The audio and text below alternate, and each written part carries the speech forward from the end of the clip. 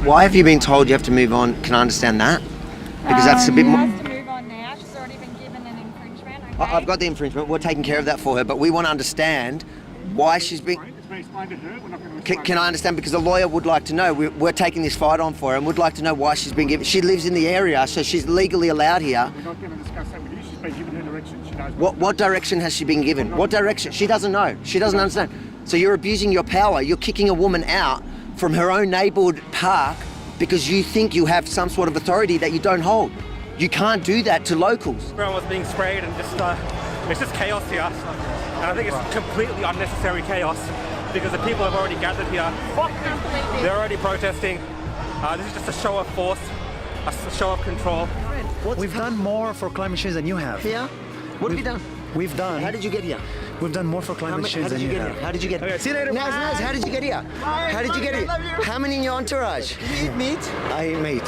What's your footprint? But I'm not the one here. I'm not the one standing here pretending that I stand for all these things. I'm doing good, brother. How are you? But you do, mate. You do. There you go. The biggest hypocrite on YouTube. People who wave swastikas vote for Trump, and I will vote for everything against somebody who waves a swastika. Okay, well, that's kind of like really simplistic, but It is simplistic, but couple that's of all I weeks need ago- because they're fucking Nazis. But on the other... Nazi? No, but you are. But if you. Oh, but I am. No. That's not what I mean. I just can't make sense of it where in a Western democracy, the media is not only not safe, they seem to have been targeted in that situation. Yeah, I can't speak for exactly what the police were doing there and what was happening, but definitely you can see my face and you can see what happened. Good on him. Why don't you wear another... Why don't you put another mask on? You're putting us all at risk. Why don't you off? Yeah, you're the one that walked to me. Why don't you off? How does it feel knowing that your group attacked the only here? So you should Where are you from? Where are you from? off. Where are you from? Why are you... Wear another mask. Fuck off. You look like the Nazis the way you're dressed. You look exactly like the Nazis. Don't touch. Two groups gathered here. You've got the Free Palestinian side, the pro-Palestinian side. On the other side, you've got a small group of Israelis there. They're from the community. This is most likely their neighborhood. They claim it's not about anti-Semitism, but they keep throwing coins, throwing notes, showing us notes. This is 100% about Jews, not about Israel. And we've imported this hate, and their useful idiots on the left are enjoying and participating in their Jew hatred. You should shape your beard Why? because it's like a bit messy down here. Yeah. You don't know about different cultures, or do you just think you do? I don't know about different cultures. You always go around telling people of color what to do, how to dress. No, I don't. I'm asking you. Do you always go around telling people of color how to dress and how to look? I want to hear about Daniel's breakfast. Yeah. That's That deflection. So the white anti-fascist being called out for his actual racism, Did you eat and the he's yogurt? deflecting by talking about nothing. Did you? Listen, stick to what you find do out what best. Daniel had for Your breakfast? racism. Take your mask off, bro, and talk to me. Don't be a coward, bro. Don't be a coward, man. What's with the umbrella, man? I'm just trying to cover what's happening here. Why wouldn't I be up? Why? Because you guys are so peaceful. Because you're so peaceful. You're all so peaceful. I wouldn't be here, the Jews wouldn't be here if the police weren't here to protect them. Making the point that they are a violent mob. I'll stop now because you're asking me quite aggressive questions. Well, I think and the I whole didn't ask to be interviewed. This is an interview done against my approval. And if vaccination excused- is also if the vaccine. excused, If this interview People is are forced vaccinated. Do you think that's okay? That's against their will, and that's WHO pushed the vaccine. I have never called for forced vaccination myself. Why is that not the WHO official position? I am not giving the WHO official position. Gosh, you're an aggressive interviewer. What are you talking about? You're a wedding photographer. Please, do not talk to me. We just had a guy tell us all about the working class, and you're telling me that wedding photographers can't do this kind of work. Wedding photographers below your white privilege. Actually, no, you're right. I got an answer. No, I just think I'm better than you two fucking idiots. You said, yeah, that's fine. Nothing to do with class or race or any of these things. You brought up my job. You brought up my job. Anti-fascist, and then he went straight to making fun of him like the person of colour is below him, the holy white man. Shame on you, you racist bigot. How do you put up with him if he's still voting for Dan Andrews? Well, We have a fight over it. if he gives, Oh, did you have a fight over it? Oh, no. if he gives me my pocket money and doesn't I'm complain, a traditionalist, traditional man, yeah. yes, he is, and I love him. God bless you He's a good both. cook, and I'm the provider. He provides the money. I cook up the 5-star. You are the sweetest couple. I'll even forgive you that you voted Daniel Andrews in. Don't worry, I'm taking him back to the nursing home. What are you scared of medicine for, you coward? I'm not a coward, man. Yeah, buddy. Woo! Say hey, go vehicle, be here.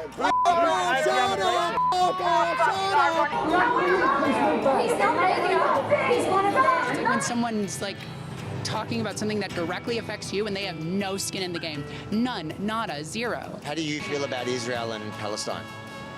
I mean, I don't think the genocide in Gaza is good. Do you have skin in the game? That's like a little bit of a different issue, though. Like, we're talking about like the health. No, but I'm just trying to make the point here. You have a really strong opinion about Israel. I'm applying your same argument back at you. You don't know what you're talking about. You've got no skin in the game. And I'm okay. okay. Funny how her logic only applies to her political foes. Imagine my shock. You're not happy about the crowd? Hey? You're not happy about them? Isn't it a Nazi protest? Where's there a Nazi? Huh? Where do you see a Nazi? Well, that's just what I heard. Either way, alt-right. Who's alt-right though? These guys. What makes them alt-right? Because they don't like Daniel Andrews. Sure, I don't know. I'm not. So what is it? You're the one sticking your finger up at him. You're the one like harassing me over this. You just stood here and stuck your finger up at a crowd, took a photo. So I think it's fair game. If you're willing to put all these people on your social media with a finger, calling them outright Nazis, I think it's pretty fair for me to come and ask you why. That is true, yes, fair enough. So why? Because I just don't agree with them. What don't you agree with? Any of their stances, I think. Give me one of them. One of their stances. All right, tell me what their position is. But you're the one that's standing against them. Surely you know. Okay, cool. I gotta go. So you don't know? He's asked you before to step back. No, he's asked me to get away because he doesn't want me here. That's very different, and you're breaking my meter in half. Same thing. Yeah, is the reason you don't have a mask on for them? Yep. We've been through this with your legal department about 5 minutes ago. You might want to ask your superiors about it. I'll ask you. Why? You don't have to wear it when you're working like this. Is that right? Yeah, go. Call the media. Call the department again. And your name? Avraham Yemini. Do you have the media pass? Not on me, no. You don't. Mate, you want to call your superiors, you're going to go through this again. I just need to know who you are. Avraham Yemini, Rebel News, on my thing. Your intimidation tactics are not going to work. I'm not trying to intimidate. All right, yeah, you are, because you know exactly who I am, mate. So you're working for media, yeah? Mm-hmm. You're throwing the media department, no issues. You don't have to wear your face mask while you're doing Yep. this, but just make sure that if you're just talking to the guys that you do put your face mask on for Yep. it, okay? I'm going in and out of it, but I don't appreciate where they tell you that they don't want me in the park, so I've got to go, because if we go by that logic, most of the people in this park don't want you in the park. Okay, listen to me. So do you see how, if you want to apply that logic, it's got to be even? So you can let me speak? What? Like I said, we've accepted that you're media. Okay, Oh, thank you. You've accepted. No, but I don't need you to, because I don't need you, because I've come here from the minute I've walked here, and you guys have been confrontational. Let's go. There you go. They want you to work with them when it suits them, but they could come up and confront you at any time. That is the definition of a police state. And everybody at home that's apathetic, you let this happen.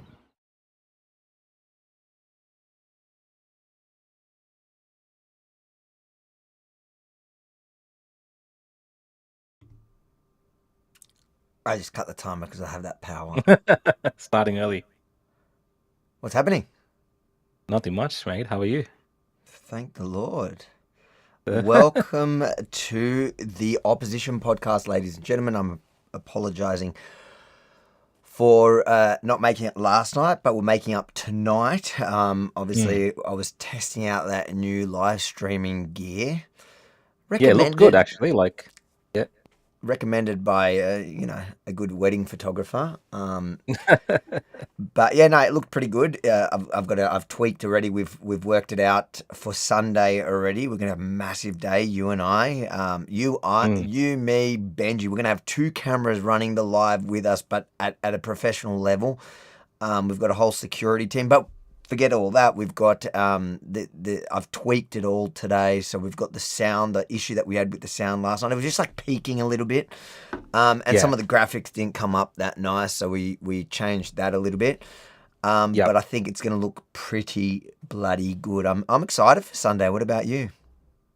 Yeah, I think it'll be a good test of everything kind of coming together on the live streaming equipment. I know you guys did that test, but from experience on the day with anything that involves live streaming and the internet, there can be little niggles here and there. But other than that, I think everyone who's watching today, make sure you set your bookmarks if you're not going to be at one of these marches, especially if you're in Melbourne. We'll try to provide you with the best coverage of that march that's happening on the 31st, the March for Australia. And yeah, of course, I'm excited to get out there and live stream and do something like this. It's a bit different, so really looking forward to it. Rukshan, always disappointed to see you on this. You're better than this. God, they're going to be so disappointed when they actually meet you because you're not better than this. This is like your peak. This is you peaking. This is the best you're going to get, guys. This is the peak of a wedding photographer, right at what I'm doing right now. Now, I can see the comments are talking about my T-shirt because people are here for a reason. They think I'm, all fairy tonight. We're going to show some other pride tonight. So you can get this T-shirt at rebelstore.com.au. I can see Daniel's in the comments letting people know. That's my real pride flag. Just so nobody's confused, because if I do decide to wear that tutu tonight, as I promised I would after the epic showdown in the super chats a few episodes ago. Yeah, that was fun. And my wife went and actually ordered that tutu. And here I am tonight deciding whether I'm just going to make I guess, show it off and give people a new screenshot that can be shared around. But I thought this time I'll just make sure to wear this top so that when they've got me in a dress, it's not... We need you to step up as well. You can't just sit down and do it, right? You're going to stand up, go back a little bit, do it a little bit of a You're catwalk assuming I'm just doing it. You're assuming I'm just doing it. I'm looking at the chat to see whether our supporters are really supporting this idea. I've got the armband on. Deal. It came with a whole thing. It's got 2 armbands. It's got these dance gear leg warmers. I can lend them to you. Flash dance. Anyways, before we get into all that, we've got a lot to talk about tonight, a full show. Welcome to the show, everyone. We've got 1,650 people here with us tonight, so welcome on whatever platform you're watching this on. Before we start, as usual, make sure to hit that like button, help the algorithm, and share it. Invite people to join us tonight. You're not going to want to miss me if I do get into the tutu. That's about it. That's pretty much all you're not going to want to miss tonight. Obviously, subscribe to the channel you're watching it on whatever platform and hit that notification bell so you never miss a live, especially because this weekend we got I reckon this is going to be our biggest live yet on Sunday, because there is so much, there's been such a build up to this August 31st event that people don't know. I generally have a good idea as to which way an event is gonna kind of play out, just because I've covered protests from the left and the right and everything in between for now since 2017. So I've got a pretty good idea how they play out. I've got no idea how this one is going to play out. That's why we're preparing for everything. Like I mentioned before, we've got a big security team, because I don't even know. I know that in so you've got the group that announced, or the group that took responsibility for the protest on the 31st, the march for Australia or whatever it's called. they're not biggest fans of mine. A lot of those people are, associated, close friends, supportive of those neo-Nazi groups. So you've got like that element. Now, the question is, are they going to be overrun, like I said, by real, true blue, patriotic Aussies who don't stand for that nonsense? Or are they going to be, and are they going to come, turn on the different, whether it's patriotic, ethnic people that come there, or and me included, you included, whether it's us just there and, we're going there as to report it, but that's not going to stop them trying to turn on us, and will they have the power to do so? And then there's obviously the element from the other side, the counter-protest, the pro-Palestinian and the socialists that have organised to march at the same time, and they also hate us. So we're hated from all, like, the extremes of both sides. No one likes us. No one. Although I don't. Central Melbourne, because it's like all the crazies in Melbourne. Like, I think out of all the states where it's happening, Melbourne is a state to watch. Melbourne's going to be. That's where all the fractions or factions are from all these different sides that are coming out as well, or at least online, claiming that they want to, get at each other as well. Which is, I hope that it's peaceful, that the police are able to keep groups apart if certain groups do try to infiltrate, or counter protesters do try to come. At the end of the day, you want people that, I think a lot of families want to come. You want. That's what I'm saying. When I say I don't know how it's going to play out, like I'm really I don't know, but I'm really hoping that the real Aussies win this, and that that any of these twisted, extreme groups that are trying to essentially hijack the Australian brand and the pride to push their shocking agendas, the anti-real anti-Australian agendas. Hopefully they get drowned out, but I don't know, and that's why I don't know. Well, I mean, they've already been taken down a couple of notches in terms of how the sentiments of some of these organizers started to them now. A lot of them having backtracked, apologized about past comments and so on. So, the way that they portrayed it initially was not popular with the masses of Australians who don't want any of that, from what I see in the commentary online and the comments that they make. So, they've already been taken down a few notches, and whether they'll be humble enough to understand that Australia is not just limited to their fringe worldview, I think that's what we've got to look out for on that day. And like I said, we'll be there to cover it all, no matter which way it goes, but we're taking all precautions and we're getting prepared for everything, and we are promising the best coverage of the event by far, probably of any event. I do truly believe Melbourne is the kind of epicenter, because it is the epicenter of all the crazies. This kind of rally where both the extreme crazies have promised to face off, and then there's the extra element of a lot of good, normal people that may show up. So there may be a friction within the group. I think it really depends the numbers that are going to turn out on the day. And, if it's really not going to be that big, and those extreme neo-Nazi, whatever they are, get to dominate it, then they will. But if they're drowned out, like we've seen, like the reason why they've backtracked online and all that, and the Beck Freedom has really tried to distance herself, even though within the chat she's shown them much support and love. If they're overrun like they have been online, then they will backtrack. But if they're not, they'll proudly own it, just like online in those private chat groups. So I think it is going to depend on how many true blue Aussies rock up. Proud Aussies, non-Nazified Aussies that just Well, that's the majority of Australians. Exactly. It's a very fringe group that have these echo chamber views. People that are there for what the actual description of the event was, and not the hidden agenda. Okay, but we'll be there either way, and we will bring you the best coverage of probably the best event in the country.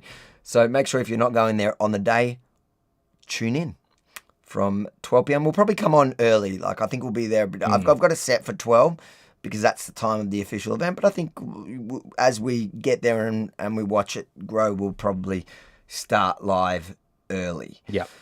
Now, let's get straight into let's start on a good news issue for the first story to talk about tonight. Has been ordered to pay her former boss, Linda Reynolds, more than $300,000 in damages over defamatory social media posts.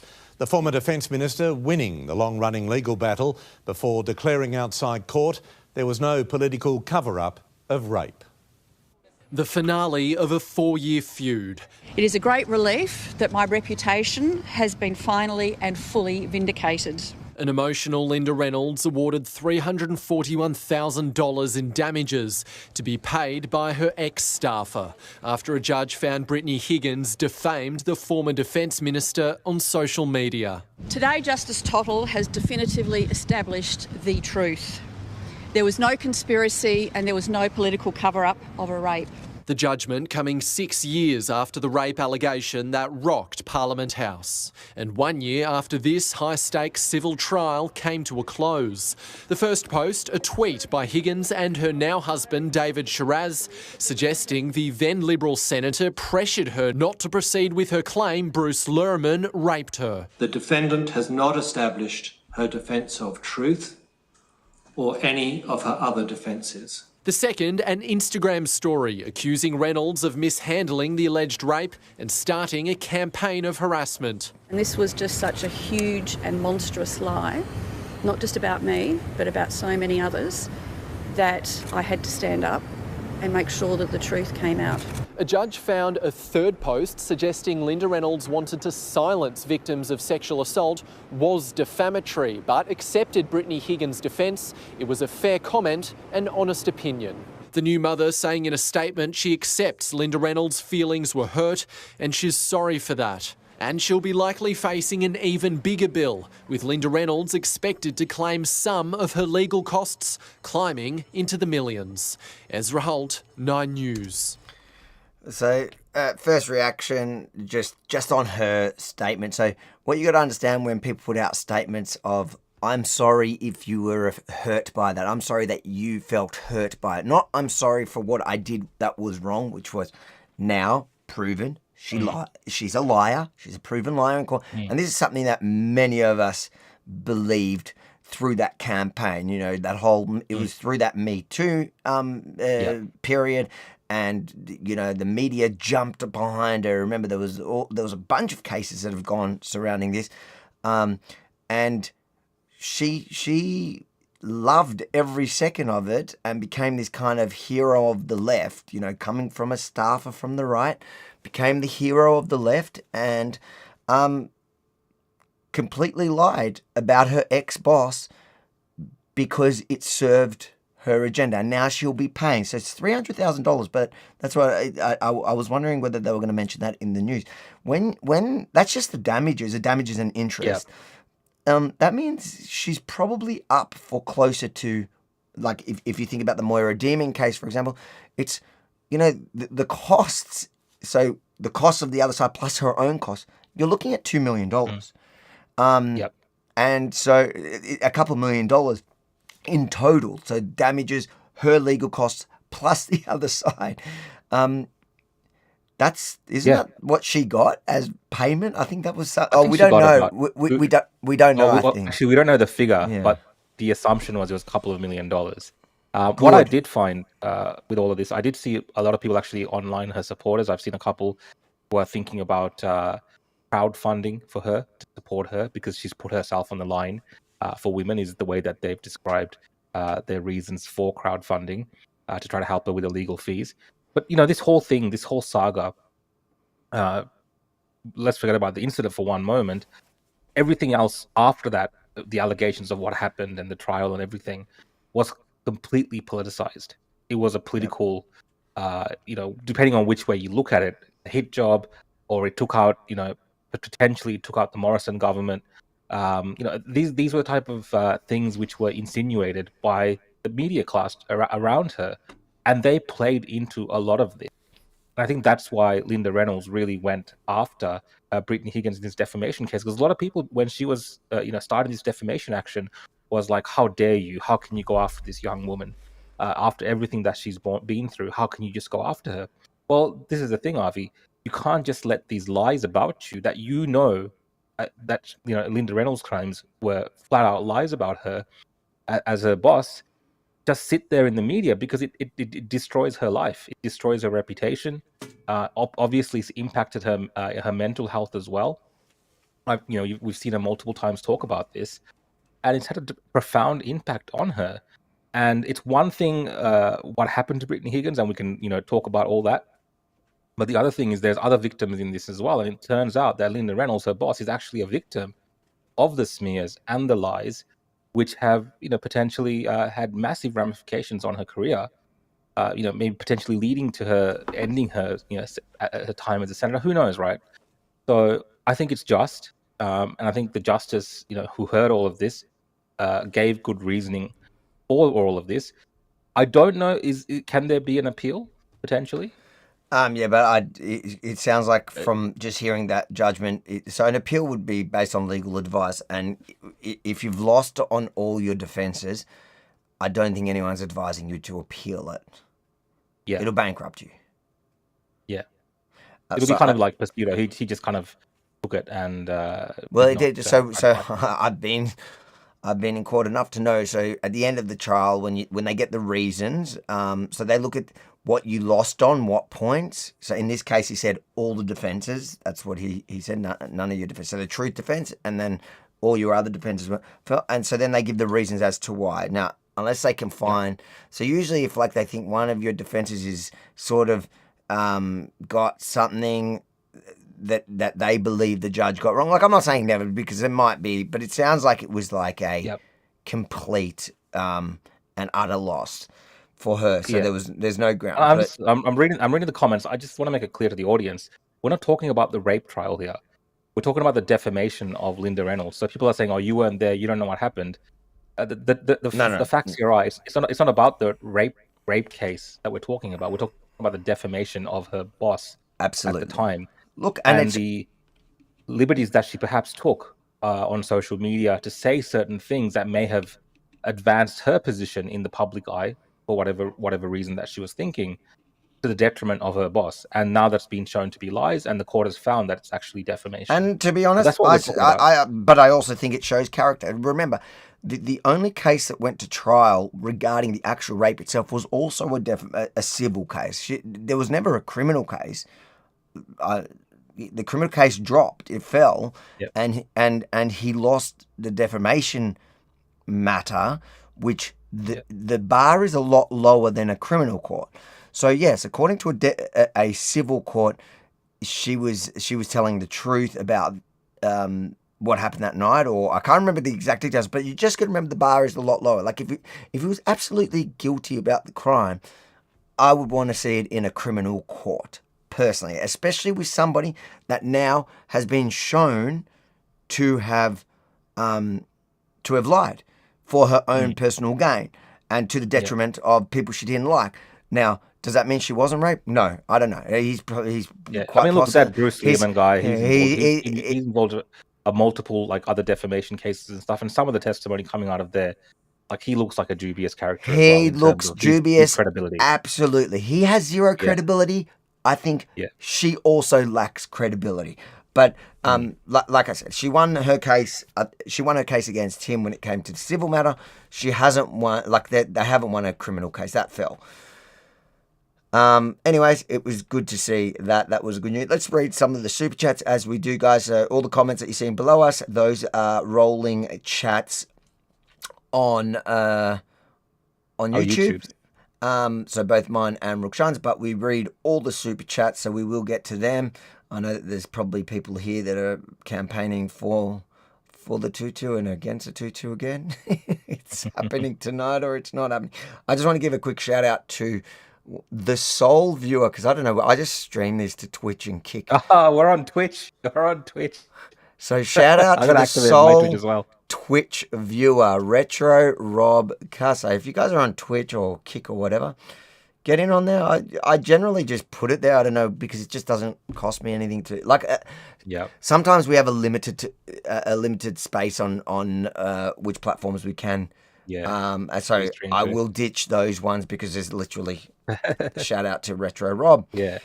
And actually, like, we are, if you guys don't know, we are multi-streaming right now to multiple platforms. So if you're watching on a platform and you think there's only a couple of people watching, all up, I think we have about close to 2,800 people now watching on different more, because you're not counting Rumble. It doesn't bring in Rumble. Rumble So we've got a few thousand. Yeah. I don't think to join in the conversation, jump on YouTube. That's where all the comments are coming through. But I give you a shout out because good on you. Well. All right, let's read some of these super chats. This is from Varan. Thanks, mate. Nice to see you again. Regular viewer. Shalom, Rukshan and Avi. Hello to all the Iranian spies in the chat. As a Jew, I feel we are owed a bit of an apology from Albo, as he knew for months. We're covering that story, right? And yeah, let's use that. Let's just use that, I guess, as a segue, and then we'll continue, guys. We'll get to all the super chats. Just because Varan always tends to do that. I agree with him. Yeah. Let's watch. So obviously the news broke. We don't have to watch that. That's yesterday's news, but we'll get the reaction from both Israel and Iran. The news broke in that press conference. I think you played that on your show last night. Yeah.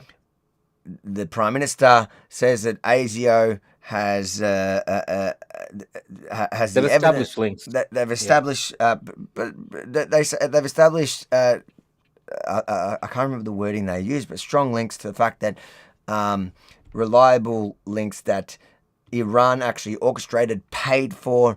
We don't know exactly what that entails, but at least 2 attacks. One, the notorious Adas Israel synagogue firebombing, which the synagogue was burnt to the ground, and there were worshippers in there at the time, and also the kosher kitchen in Sydney. But they're saying at least those. They're talking about other things that they also think may be connected to them. So in response to that, Albo, who I agree with Varan, must have known for months. And my problem with that is that for months, people have been playing down these attacks. Like even people like John Ruddick and Gerard Rennick have gone on about how a lot of these are criminal, because they tied it to those little criminal gangs, which happen to be Islamic, by the way, criminal gangs that were using it for their own criminal benefit. They just happened to ride on this issue, which is probably true. They just knew it would have an effect because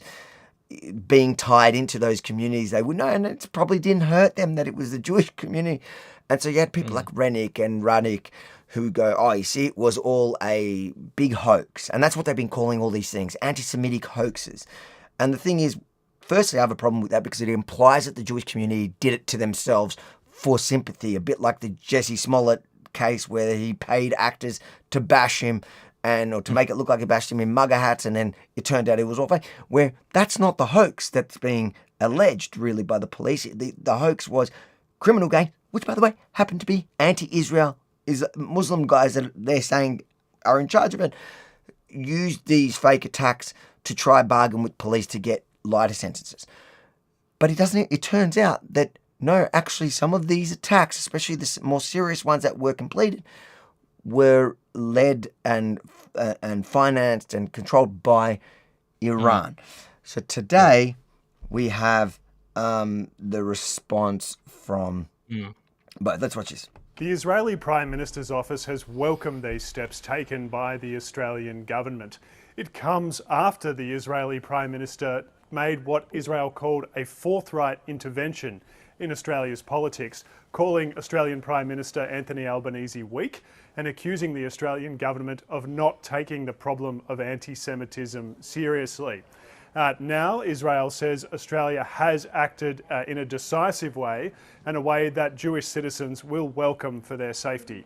For the Australian government to take those threats seriously is a positive outcome.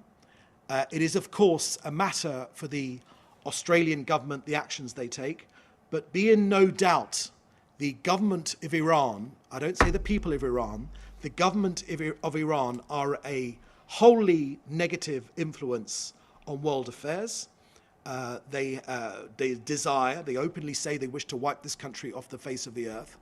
And they have, around the world, in London, and now it seems in Australia as well, are actively seeking to attack Jewish communities and other Israeli interests or targets in Israel. This does, however, play into the Iranian government's response to Australia's actions.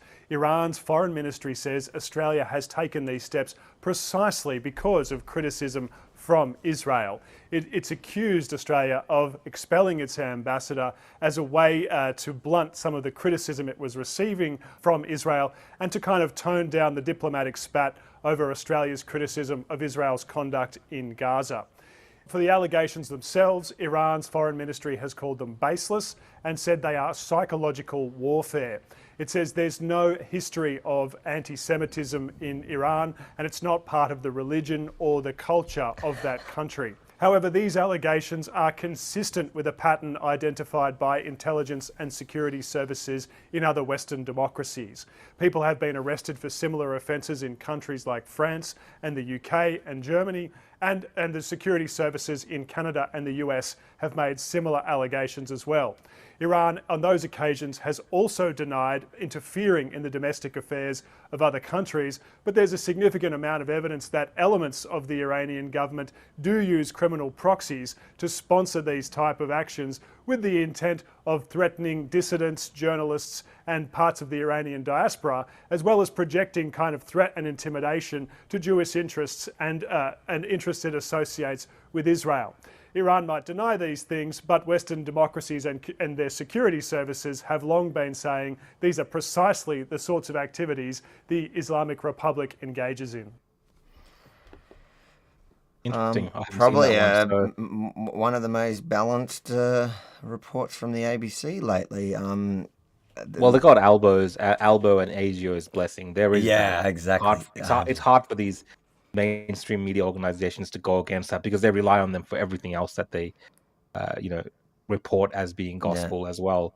The thing is, like, obviously, it's if you consider it from a foreign interference angle, it is technically a foreign, almost, especially the firebombing. It does appear like a foreign terrorist attack on Australian soil. When you look at the fact that it was state-sponsored by the IRGC to happen in Australia and of the ramifications of a domestic terror incident, for instance, it is, Iran has attacked Australia in a way. So I think this is the first time, Avi, an ambassador has been kicked out of Australia in a long time. I don't think it's happened in decades. So it's a big sign that Albanese, at least on this instance, has taken this seriously enough to consider this action. But I do kind of understand why some people then do say that perhaps he's reacting to try to fix his relationship with Israel. Do you see anything? I don't buy it because why does he care? He's been the same reason he's been escalating that feud is for local political gain. So why would he take such an? I think that what they. I'm just saying the timing of it, because even at the start of this, you were saying that they may have been sitting on this for a long time. Sure. People have been warning them about. Yeah, the time. I mean, the timing is. No, the timing 100%. I think the timing is 100%. Of course, he's been sitting on this and thinking when the perfect time is to do it. I think it's not to mend relations with Israel at all. I think it's to quash critique here that he's somehow becoming a supporter of the terrorists. So, and that timing is 100% right.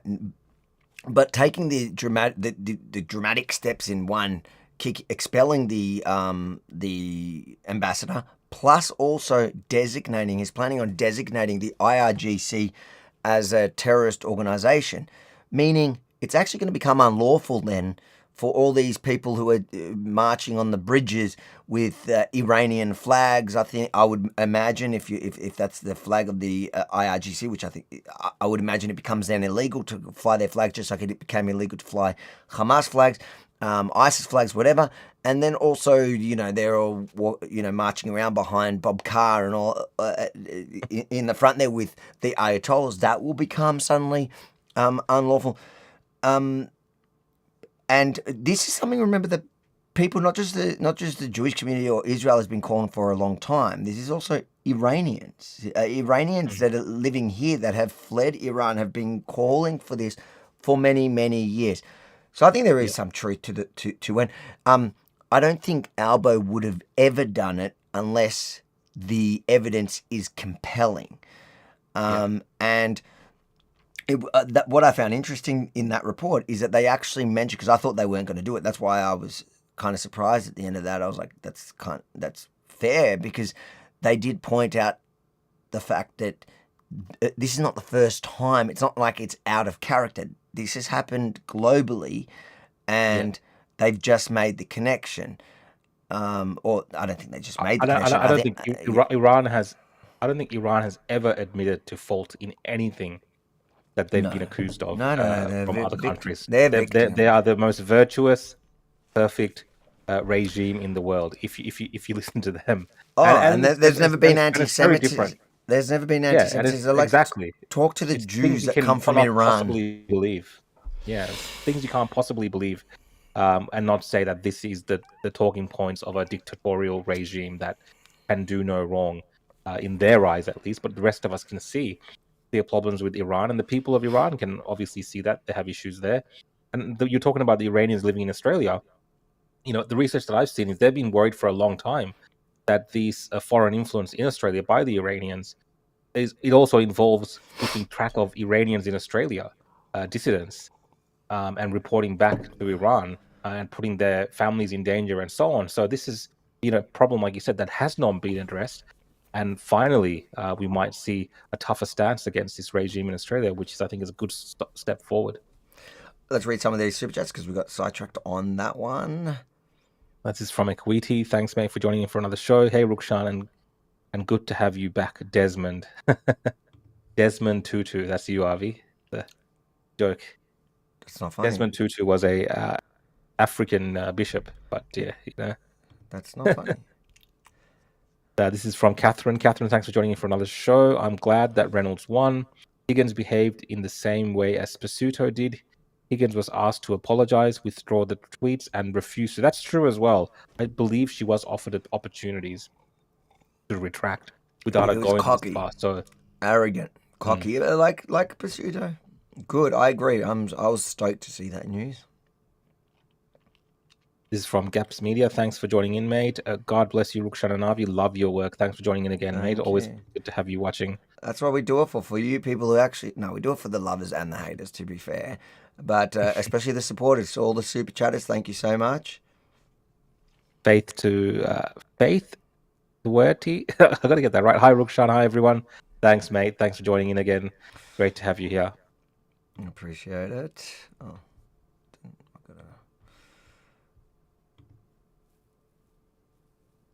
This is from... you wanted to read this one. Julianne. It says, love you both. Been watching for a while. This is my first super chat. Can't wait for the TUTU. Do you think Iran is Albo's scapegoat to deflect from the pro-Palestinian rhetoric? So we just unpacked that. So I think that we kind of went through that. Thank you so much for your first super chat. Really appreciate it. It does mean a lot. And love you both. I know you're really just talking about me, but you're putting Rukshan on there because you feel bad. Can't wait for the TUTU. You know what? So I have to do the TUTU tonight if I'm doing it. We have the TUTU. It came in a pack. In fact, I'll tell you the truth. I'm actually wearing it. The question is whether I'm standing up. Give us a sneak peek of the pink. Just give us like a little sneak peek of the pink. Just so people... Oh, one second. Oh, it's there. It's on. It's there. It is there. I might have to put undies on though. Can we blur the screen or something? But guys, because Abby did promise that she was going to find something for you, because this just kind of seems unfair a little bit, but we'll hold Abby to that one. Thank you again, Julian. Was it Julian or Julian? I think I butchered the name. And that is from Anthony Madison. Thanks for the super chat, mate. Trump's fault. Yes, when all else fails, we will do what the Democrats do and blame Trump for everything. It makes life easier. Yeah, it's good to have someone just to fault blame. Ghetto3436 says, "Nice tutu, Avi, matches your eyes." You haven't seen the tutu yet. How do you know? Thank you for the super chat. From Varan again, is it just me or David Shiraz looks like Bruce? Yeah, there is a bit of at least in the structural aspects of their body and their facial structure, there is a bit of a resemblance there. I think people have made that observation previously. I'll leave it at that. Oh, here we go. Abby's already complaining. I haven't even done it yet. Rukshan, can you tell Avi that only a full outfit will be approved, and from this moment forward until he unveiling of the pink tutu, I'll only be speaking to you, perfect Abby. Make sure those super chats, Abby, makes those super chats are only coming through on my channel as well in this particular interaction. I love how now I'm feeling like maybe it's not worth getting up on the tutu because I'm not even going to get the credit for doing. It's right. I was expecting like one of those pink tops as well, and the whole getup. Do you know what? It came in a pack. This was the only adult one that Rhonda could find that was deliverable here, and yeah, it doesn't have a T-shirt. So I thought I agree with Abby though. I agree with Abby. We might have to delay it and have you in the full tutu. Should we have it delayed? Does somebody want to buy the top? I don't know where to get the top. Jimmel. There's okay. What's with the pink sweatbands? Don't do it. See, so on one hand we've got Abby who's saying even if I do it, it doesn't count. On the other hand, we got Jimmel who's saying don't do it. I'm completely lost. I don't know. Like, if I do it, if I do the tutu, is it even worth anything? I think so. I think you can give us a sneak peek today, but Abby's saying it's not done until you're actually in the. You know what? When Abby actually gets you to do something, I'll talk to her. Michael Cicea, thanks for joining in again, mate. He knew he was scared under his blankie collecting votes, corruption. That's in reference to Albanese. And yeah, look, I'm sure that our Prime Minister gets national security briefings from ASIO, and they've been monitoring this situation.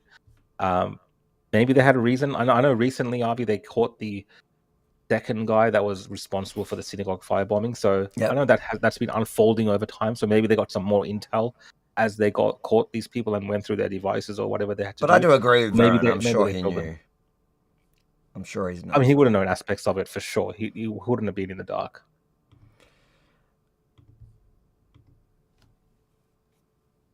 From Varan again, love to the Persian people who want their country back. Yep. There's a lot of them. They say 9 million, I think, outside the country. And they say 80% of them is the estimate. Think about how much of that is. Of 80% of 90. But even if it's anything above 50, you're talking about millions of Iranians, Persians. They call themselves Persians. They're good people, and they do want their country back, and they deserve their country back. 100%. From Abby King, thanks Abby for super chat. Rukshan, can you also please let Avi know that the hot pink wristband seems to suit him? So I'm confident he will look really pretty in the full outfit. I agree. We need to see you in the full outfit and then to do one of those pirouettes. That's what we need to see, like a ballerina. Abby will agree with me. That will complete the whole thing.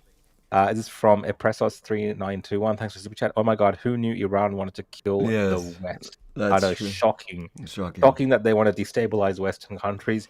That's only something that they scream, even in their halls of parliament, on a constant basis. Varan says Iran has a lot of humility.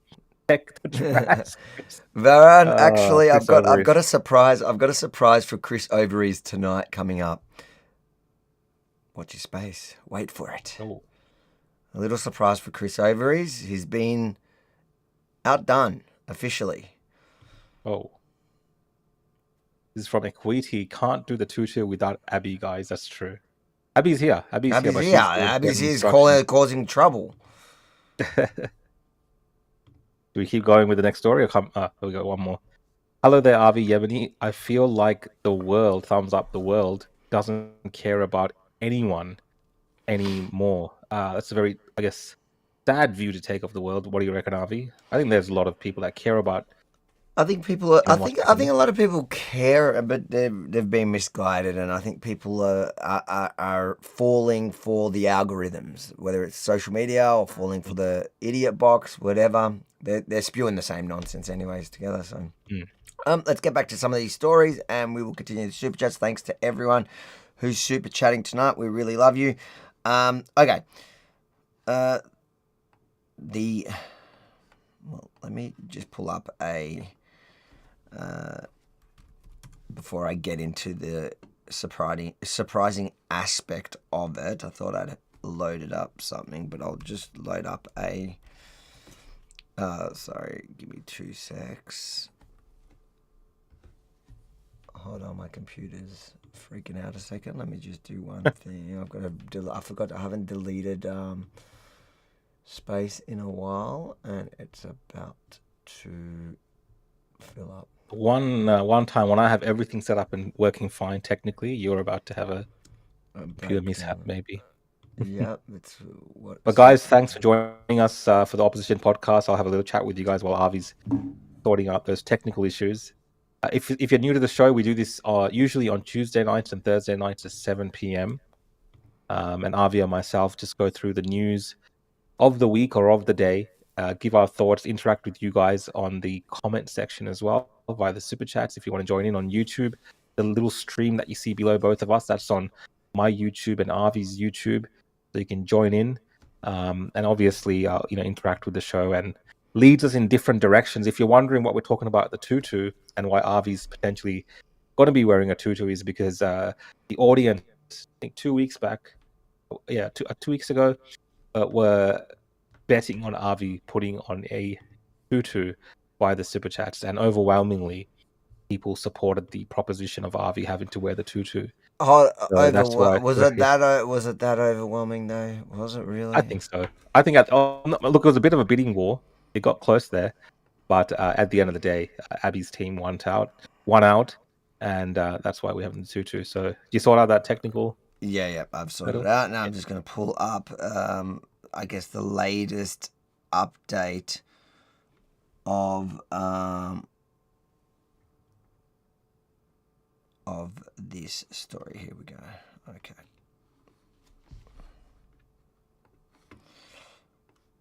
Police have revealed the identities of the 2 officers shot dead in regional Victoria yesterday, while the suspect remains on the run. 59-year-old detective leading Senior Constable Neil Thompson and 35-year-old Senior Constable Vadim Vedart were fatally shot at a property near Porepunkah in Victoria's northeast. The suspected gunman, 56-year-old Desi Freeman, is still at large, with specialist police scouring the area for him. He's believed to be heavily armed. And locals have been told to stay indoors until he's found. Reporter Ashley Aldridge joins us now from Porepunkah. Ashley, what can you tell us about the officers who were shot dead?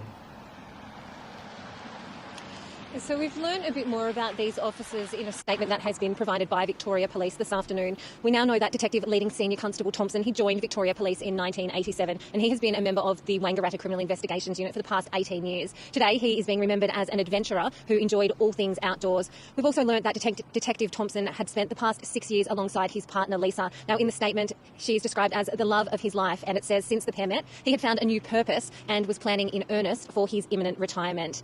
Now his 35-year-old colleague, Senior Constable Vadim Vedart, started his policing career in 2018. We know that he was on temporary assignment in Wangaratta when this tragedy unfolded yesterday. He's been described as an eternal optimist and an avid traveller. We've learnt that he had completed scuba dives all around the world and motorcycling trips locally with his friends and colleagues. He is survived by his parents, who live in his native Belgium, and a younger brother.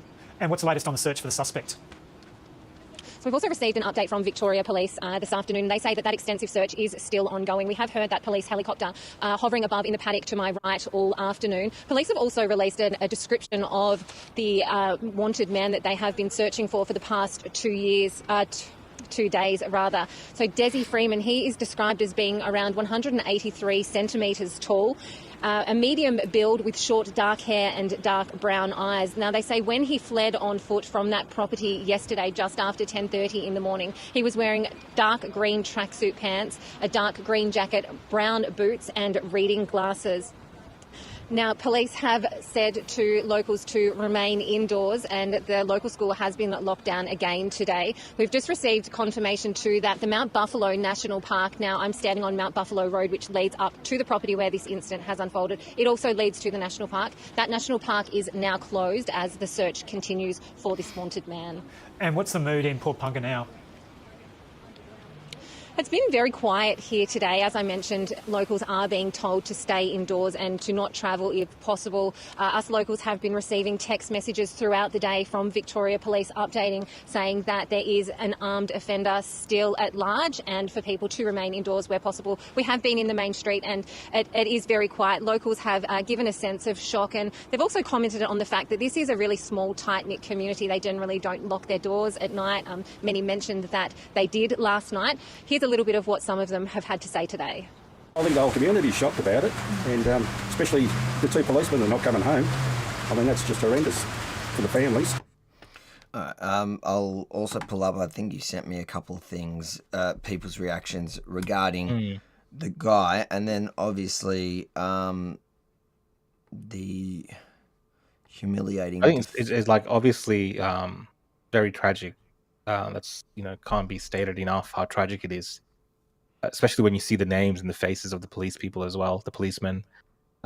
One was on the verge of retirement. The other one was just, I guess, starting out, a very young man, and to have their lives cut short in the line of duty, that is no doubt a tragedy that would be very hard for families of those individuals to stomach, to reconcile that, as well as for the wider community. I think a lot of people are in shock. Victoria, around Australia.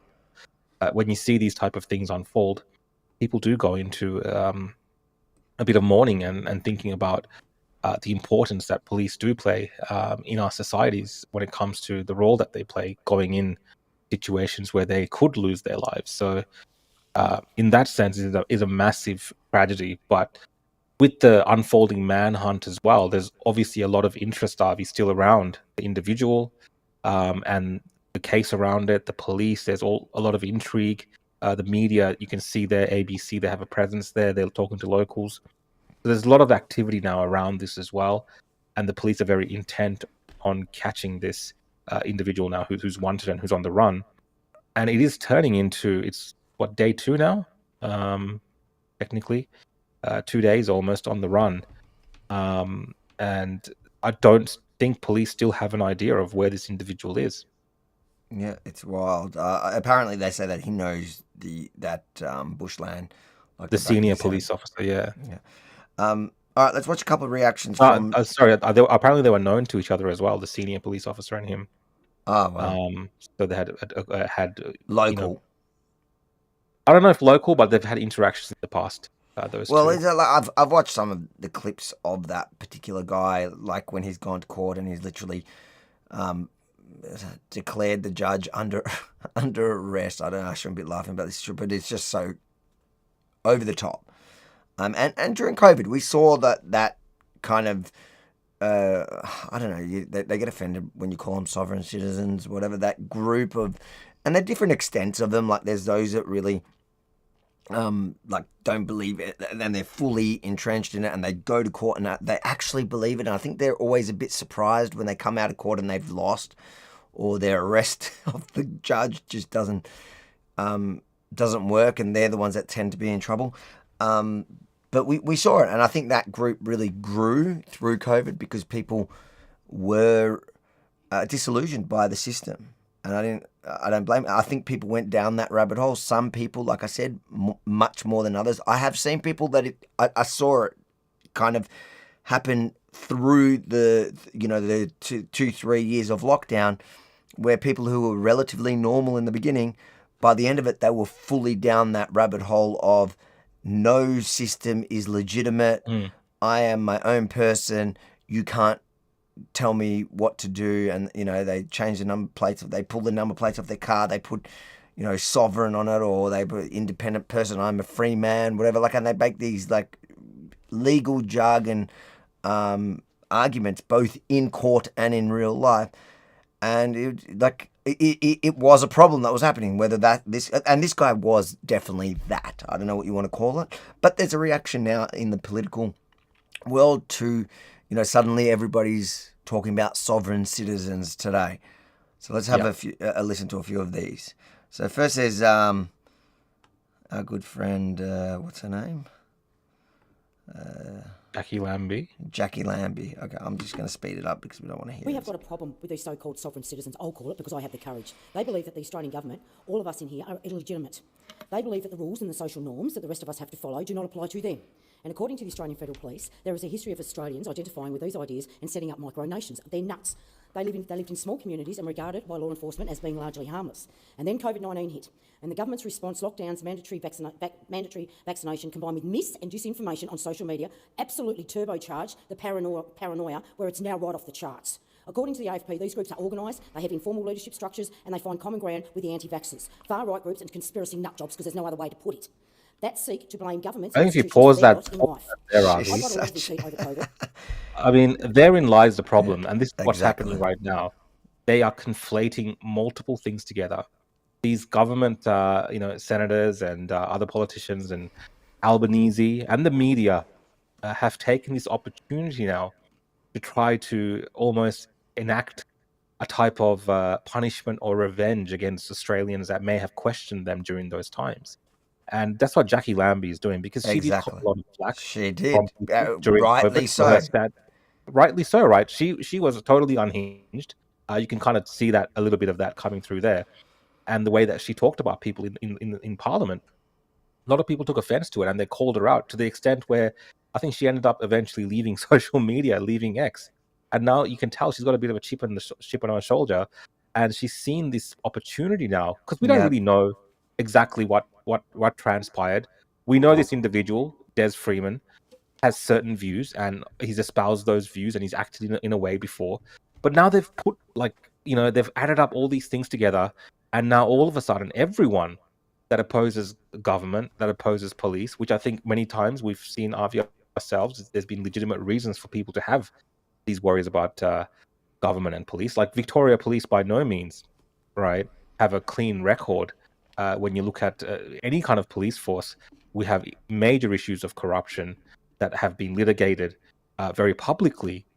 So to just take the word of the government and the police and expect citizens to do that, I think is laughable. But this is what they're trying to frame this as, that anyone that's questioning these things, and have so in the past as well, are now all of a sudden lumped in with this guy, this crazy guy. Yeah, exactly, and they are loving it. They're using this opportunity, and you've seen them all getting revved up and really trying to make something more of it. Where right now we really don't know what transpired at that particular property. And I'll go further. I'll say people like Jackie Lambie, the way that they behaved during COVID, actually pushed people to these fringes. I think this guy has a long history of it, long before COVID. This particular guy, and which, so you can't even blame the COVID thing on it. But if you're worried about these people that are so-called sovereign citizens, well, it's actually people like you and your craziness during the lockdowns, and the way that you not only were supporting the overreach, but the way you were condemning people, very similar to the fashion that you're redoing it. You're acting almost similar to how you were back then. You're the one that pushed people to it. You're part of the problem. Yeah, definitely. I think that's the number one, one of the takeaways for me from all of this, seeing the media react the way that they're doing, is that really it's the media and the government, the police at the time, during those couple of years at least, who are the most responsible for what people went through. And a lot of it, they talk about it in terms of conspiracy theory. Well, actually, a lot of the things they were saying back then that people were saying and complaining about, they were wrong, and everyone ended up being vindicated. So that actually added to the fact that actually, no, the government and the police and the media were being deceptive, and we have so much evidence of that. So and that fed those people that fuels it. join the fringes. 100%. And that's the thing. Like, she is tying everyone to it. Like that guy particularly has a long, extensive history in fighting the system. COVID was just one part, actually more recent part in that journey. The people that she's trying to tie to it are those that were anti the mandates, anti the forced vaccinations to be able to go to work, anti the lockdowns, like anti a lot of the stuff that today we now know was not only ineffective, it's costing us. Like the problems that we have today are because of the decisions that the government made, and people like Jackie Lambie were full supportive in the most unhinged way and condemning those that questioned it. Shall I watch more of her, or should we go on to the next one? No, let's play more of her. She good. Just because I came out and said that vaccine mandates were about keeping people safe and alive, especially our elderly, because I'm all about putting Australians first. The hate and abuse that came through my office was absolutely disgraceful. No doubt they will start up again after this speech, but we will need to call these people out. You have to show some courage, and where appropriate, we need to actually get them help. They need help. A Victorian called our office during COVID and told one of my staffers that Bill Gates had done a deal with Daniel Andrews, then Victorian government, to put microscopic trackers in the vaccine so the government could track people through 5G towers. I mean, that's how off the charts this stuff is. It's off the charts. Finally, this caller told my staff that she did not recognise the government because she was a sovereign citizen. You can laugh, and we did at the time, but seriously, it's out of control. But the extremes of these beliefs and the amplifying of these views on social media led to the murders of 2 policemen and a Queensland man in 2022. So, for the record, they weren't actually sovereign citizens at all. So she's completely lying. They were determined to be these Christian fundamentalist group. Yeah, they were also anti-lockdown, but it was not that was... One of them was actually determined to be this Christian fundamentalist. I think it was the brother or whatever. So she completely lies, again, to push this agenda. And I think you said it well when you said, because she has a chip on her shoulder. It's clear what the chip is. People were angry at her and her role in it, and she's never kind of come back from it. And this is a way for her to go, see, I told you so. I told you guys these guys are nuts. And there were definitely some crazy people on the fringes of these, like any kind of group, there are always crazy fringes. But the vast majority of people that were anti the lockdowns and anti the overreach, that was like the majority of the people, that were against that stuff, especially towards the end, people that were being vocal about it, and that's what ended up forcing the government out. So to paint everyone into this lunatic, this particular lunatic, and then also tie it to another lunatic who actually was driven from a different reason. He wasn't one of those people, and I only know that because I heard one of the witnesses today in that case, who's no friends of the sovereign citizens, and was also trying to draw parallels. But he was saying he was a star witness for the government, saying they were actually, or one of them was just a Christian fundamentalist, and they're like, they've got this worldview of apocalyptic thing. So it's nonsense, and she's just using it again to political point scoring here by one of the most unhinged. She is one of the most unhinged. Like sometimes she's right. I mean, at least sometimes I agree with her, but she's unhinged. It's the way she carries herself. I think it just comes across all wrong. And the awful events that are still unfolding in Victoria today. And it's about time that we started putting real pressure on the social media companies to control the mis and disinformation that these algorithms pump out. You're not doing anything. That's the problem. Listen, the only thing that I want the algorithm to stop, cut her. Let's start with you, Jackie. Why don't we... She took herself off social media. No, she took herself off X, the one that she didn't like, the pushback she was getting on, right? Yeah. You want to tell us what people should see? Why don't we start with you? Because you're unhinged. So let's not give you any platform, because you also get... This is from ABC. I can see it's from, like, this is ripped from the public broadcaster. Like, dude, or no, it's actually from the parliamentary side. Like, We should block you from everything, so nobody should see you in Australia. In 2012, Look, I mean- Facebook said its mission. Yeah, go on. No, like we've had the shooting, right? Let's say we've had the shooting, and it's tragic. We still don't know exactly what's transpired there. Yeah. We know the person's views because of what's been shown in the media and some of his posts and things like this that people know about. But from that, in a day, we've gotten to everyone that ever opposed her is bad. Everyone who dismissed her views during COVID is bad. And then we've also then stepped the line over to social media companies also censor everyone in the same, sentence. And you can see where this is all going. Keep playing. Was, listen to this, and I quote, to expand and strengthen relationships between people, end quote. 13 years later, nothing has happened but the opposite. And Facebook, with other social media companies, including YouTube, all they do is fanning division and hatred within our communities. Extreme examples of this include the January 6th attack on the Capitol building in Washington in 2021, when Americans who believe Trump's lies that the 2020 election was rigged stormed the Capitol building, their own, and seriously wounding American Capitol Police. Bro, Since we got social media... She's a cooker. This is the biggest cooker. She is a cooker. Now we're getting cooked. This is cooked. You go. We now have more countries in the world run by dictators. Work that one out. Where people don't get free and fair elections and the civil rights that we enjoy. Social media companies know more about us than our governments do. They design their algorithms with one purpose in mind, to increase us clicking and increase their profits. It's just about money. They don't give a stuff about who we are. If these algorithms can be so targeted, why can't they target mis and disinformation? Instead of the algorithm that sends Australians down these rabbit holes, serving them up more and more conspiracy theories that make them more afraid and more paranoid. We still don't have laws in this country that deal with truth in political advertising. You can't lie about a product in Australia, but you can sure as hell lie in political campaigns. How is that leading by example and saying that is acceptable behaviour in Australia today? That is not acceptable behaviour. We need to get onto this. It is really time to put pressure on the social media companies and start talking regulation. What is your fear of social media companies? You lost control of social media when it comes to our kids, and if you think AI is going to be any different in the future because you're already miles behind, you are bloody delusional yourselves.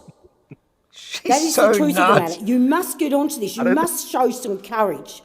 Do you know it got so bad during COVID? I don't think she has any idea what she's talking about. She doesn't. She's just throwing big words out there. Yeah, we just need more regulation because regulation is going to fix it. You guys have no idea how freaking far we're going. Dude, she does not belong in Parliament. She is an absolute cooker. She's so cooked. And at the end of the day, if you listen carefully enough to what she's saying, the system that she wants is just complete government control over narrative. I know, she's complaining about dictators, and then the next sentence is like, we want full control over the internet. Every piece of information must come through the government. Oh, and by the way, why is the government lying in ad campaigns? It's like, dude, you want the people who lie in ad campaigns to be in charge of the information on the internet. You're a cooker. You're a cooker. Yeah. Like, totally, your brain is fried. Definition of course. I had people in Tasmania telling me that serum going into their arms was forming a microchip. Well, I have I've had my body x-rayed over time because of my back complaint. There are no microchips running around in my body. For the record, I think there are some chips in her brain that there's something going on. Like, I don't know was this her before COVID? Because maybe the cookers are right. Maybe those cookers are right. Maybe this fried her brains. I do want to say, she's bringing up like one extreme example about this. I know. Stuff. Yeah. But we do know today that the harms of mRNA vaccines, which have been adjudicated by research, by experts, to the extent where certain mRNA research grants have been cancelled by the US government as it pertains to vaccines. So there have been these things that people were worried about come true. Yeah, well, so for her to just dismiss all of that. I know. She takes the most extreme one. The most extreme, unlikely thing. And then goes, this is what they all think. And it's like, no, there were people that were just worried that it was rushed.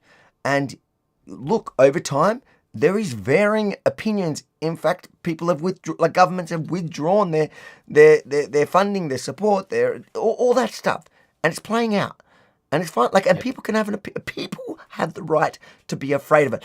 But just because one person said to you something that sounds completely bonkers, it doesn't mean everybody that's worried about it thinks what they think. I don't even buy the story that someone rang her office. I think she's. Are you saying she's a liar? Are you saying that she's also a liar? I just don't buy the story. I just don't buy it. I'm joking. I agree with you. That is the misinformation, disinformation that is going on in social media. Okay? That is the reality of it, and we need to wake up in here because people are getting harmed because of it. Do you want to watch again? I think X should be banned for giving us the option to have to watch that again. Yeah, 100%. That is ridiculous. Oh my God. It's tragic that the de facto reaction to all of this has been to find a group of people to blame besides just the individual that took that action. But at the end of the day, that individual did take that action. And even if you do apply the fact that, let's say he does prescribe this sovereign citizen thing, well, that in itself usually involves someone that doesn't, is sovereign within themselves and has certain views which exclude other people. So to link it to everything else, I think it's just this. It's a bit of a cheap shot at the moment. We haven't seen, evidence of, for instance, Avi, right? Islamic terrorism, for instance, with this funding for a terrorist organization and the radicalization of individuals, and they get together and they plan and they go off overseas and they do training, and then they, decide to do terrorist acts and things like this. This is not the same MO for this particular individual or these kind of movement that we've seen historically from the cases that we know about. So then to just go and conflate that everyone is involved in some sort of conspiracy because they're, this particular movement, I think is wrong because they just don't have the evidence for it, firstly. And a lot of it is just conjecture, speculation, and media clickbait. All right, let's listen to one more reaction from Australia's first Muslim MP who was sworn in on the Quran. What does she have to say about all this? Anne Ali. In terms of the sovereign citizen movement, I think what it demonstrates is the changing nature of terrorism and violent extremism, not just in this country, but worldwide as well. It used to be that you could attach terrorism to a particular ideology in a kind of a linear way. And now what we have is a different landscape of terrorism where might not be aligned to a singular ideology or a singular political. The thing that I find particularly This is the minister, of course. Is this terrorism? I know it's a violent act, and two police have been. It is a horrible act. It is disgusting. It's vile, and anybody that is celebrating it, shame on you. You're scum.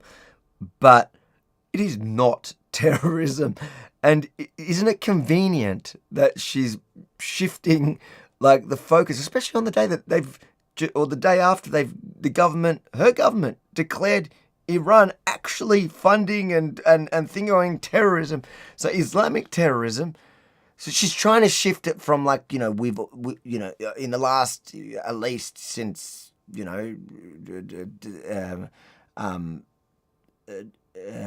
September 11 at least whatever last 30 years people have had this pretty solid view that generally terrorism ends up being Islamic fundamentalism, and she's like, how convenient. Two cops have been shot dead in a horrific incident by a nutcase who believes crazy stuff, and now she's going to call that terrorism? Really? I think it's a step too far, definitely. It's a few steps too far, and it's just it reeks of convenient. Wouldn't you love it to be that it's not just extremists from within your community who are, basing their ideology and their extremism off the book that you were sworn in on, to be able to say, look, you see, look over here. Other people do it as well. When you start having coordinated attacks by sovereign citizens, come back and talk to me.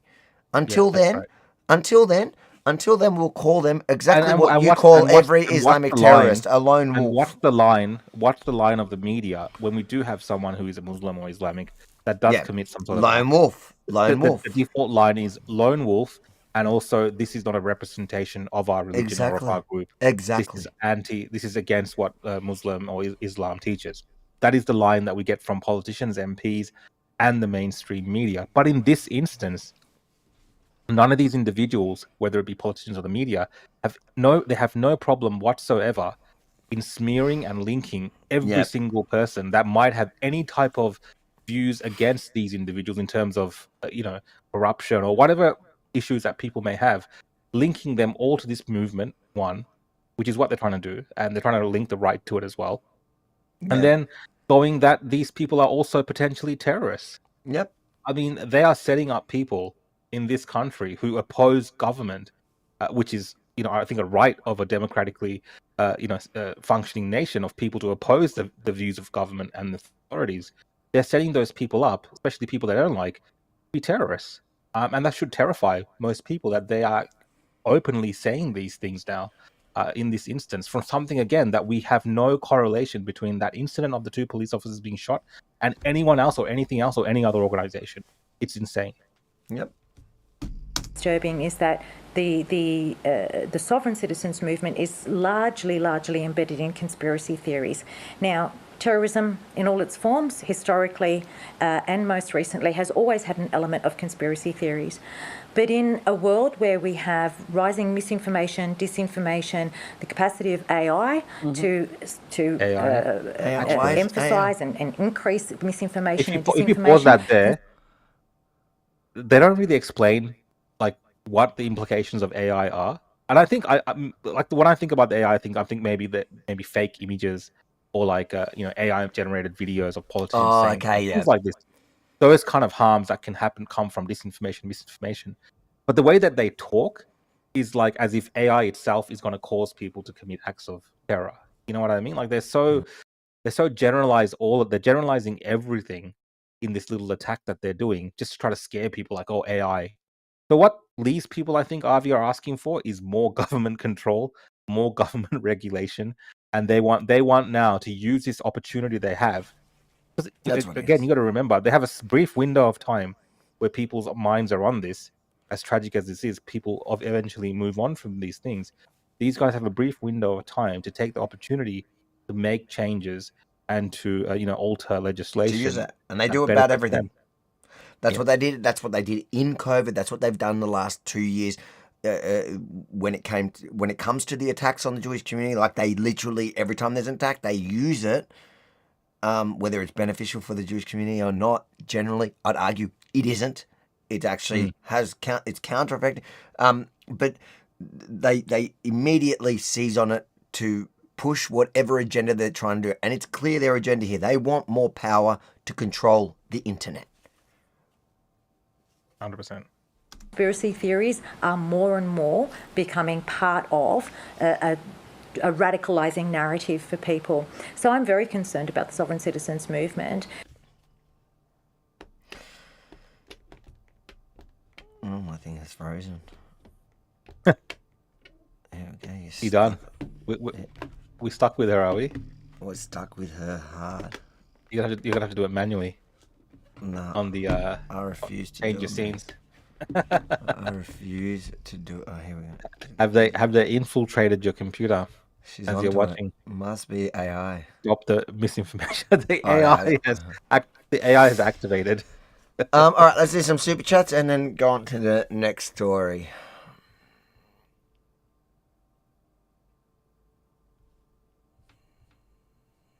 Not working? No, all good. Let's go. Abby King, Rukshan, can you please let Avi know he's not Scottish enough at all? So combo is not required. In fact, we formally request the wearing of underwear. Thank you, Abby. This is gonna listen. I think we're gonna have to either end the show with it or without it. This is the from Davey. David in the super chat. Keep fighting the good fight, boys. We really need pink hair to match the pink tutu. Oh, you know, a wig would have been great. That would have. I would have done a Final wig. I ensemble. didn't think of the wig part. That's easy. I would have done that one. You know, he used to have a whole collection of those kinds of wigs with Sydney Watson. She used to have like a whole collection. She used to do Really? videos with wigs on. Yeah. Abby. Commando. Yeah. I don't know if she's encouraging it. I can't remember. Yeah, I don't know what's going on.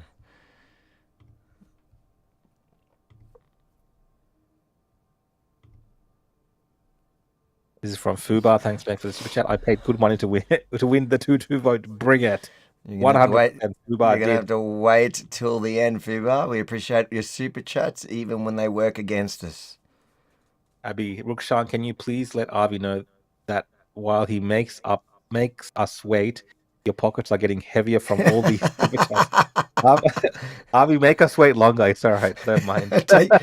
You see, Abby, he's working against you. This is the loyalty you'll get from Rukshan. Michael Cecilia says, why don't you put a bull ring in your nose, dye your beard green as well, be more silly? Mate, I think he wants... Guys, enough telling me what to do. Somebody needs to come up with something for Rukshan. This is disgraceful. This is from the Oddcast. This is our... So this is the... what is it? The our competitors, I guess, Topher and Carly. Oh, I shouldn't have put the comment on. This is now, guys. Seriously, go over there. The Oddcast. Give him a. Think you are podcasting on our night. This is war. That's true, actually, because we were doing Tuesdays and Thursdays. We are doing Tuesdays, and then Topher and Carly were doing Thursdays, and then they're like, Wednesdays. Oh, we'll do Wednesdays. But look, you know, Topher and Carly, these are immigrants. We've come uninvited. We've taken your slot. People will say, and that's just how things are happening right now in Australia, I think. So, I speak in jest. Don't take me out of context. But guys, if you want to watch another podcast on Wednesdays, the Oddcast. Probably no one in tutus, but better substance of the actual good discussion. Yeah. Thank you for the super chat, Oddcast, guys. Go and give them a follow. Good on them. They're actually doing. It's really. It has been growing well. So, good on them. Here we go. Dean says. Dean Adams says. Something to help pay for the new equipment, fellas. Love your work. Thanks, you, Dean. Thank you. And we're going to put it to the full test on Sunday. Have I been driving you nuts how excited I am for this? I've never seen someone so excited about live stream. I mean, because I've been using that kind of gear for like years now. Sorry, man. No, I'm just saying I have a lot of experience with that gear, and it's like you're like talking about it like it's some sort of revolutionary. It's a revolution. Well, it's kind of like. It reminds me of Jackie Lambie discovering live streaming or something. You know, you're like going on about it like a madman. I'm super excited because, like, you know what? For years I've been going to these events, and like COVID was the great example of it because for years I went to. By the way, thank you, Dean, for the super chat. Really appreciate your support. For years I've been going like covering events, and you know, COVID was a great example of it because you would go there, you'd spend the whole day on the ground, and you'd. Then you'd get back and you actually have to produce it, and sometimes it took a day or two. It depends how long the protest was, what happened, until you get it out. And it's like it was often like at least 24 hours later, but if not, 2 days later that you finally get your content up. And it's just it was sometimes frustrating, especially when you had like really good solid stuff that you got there that could only come out, or some people were sharing little bits of it, and it was.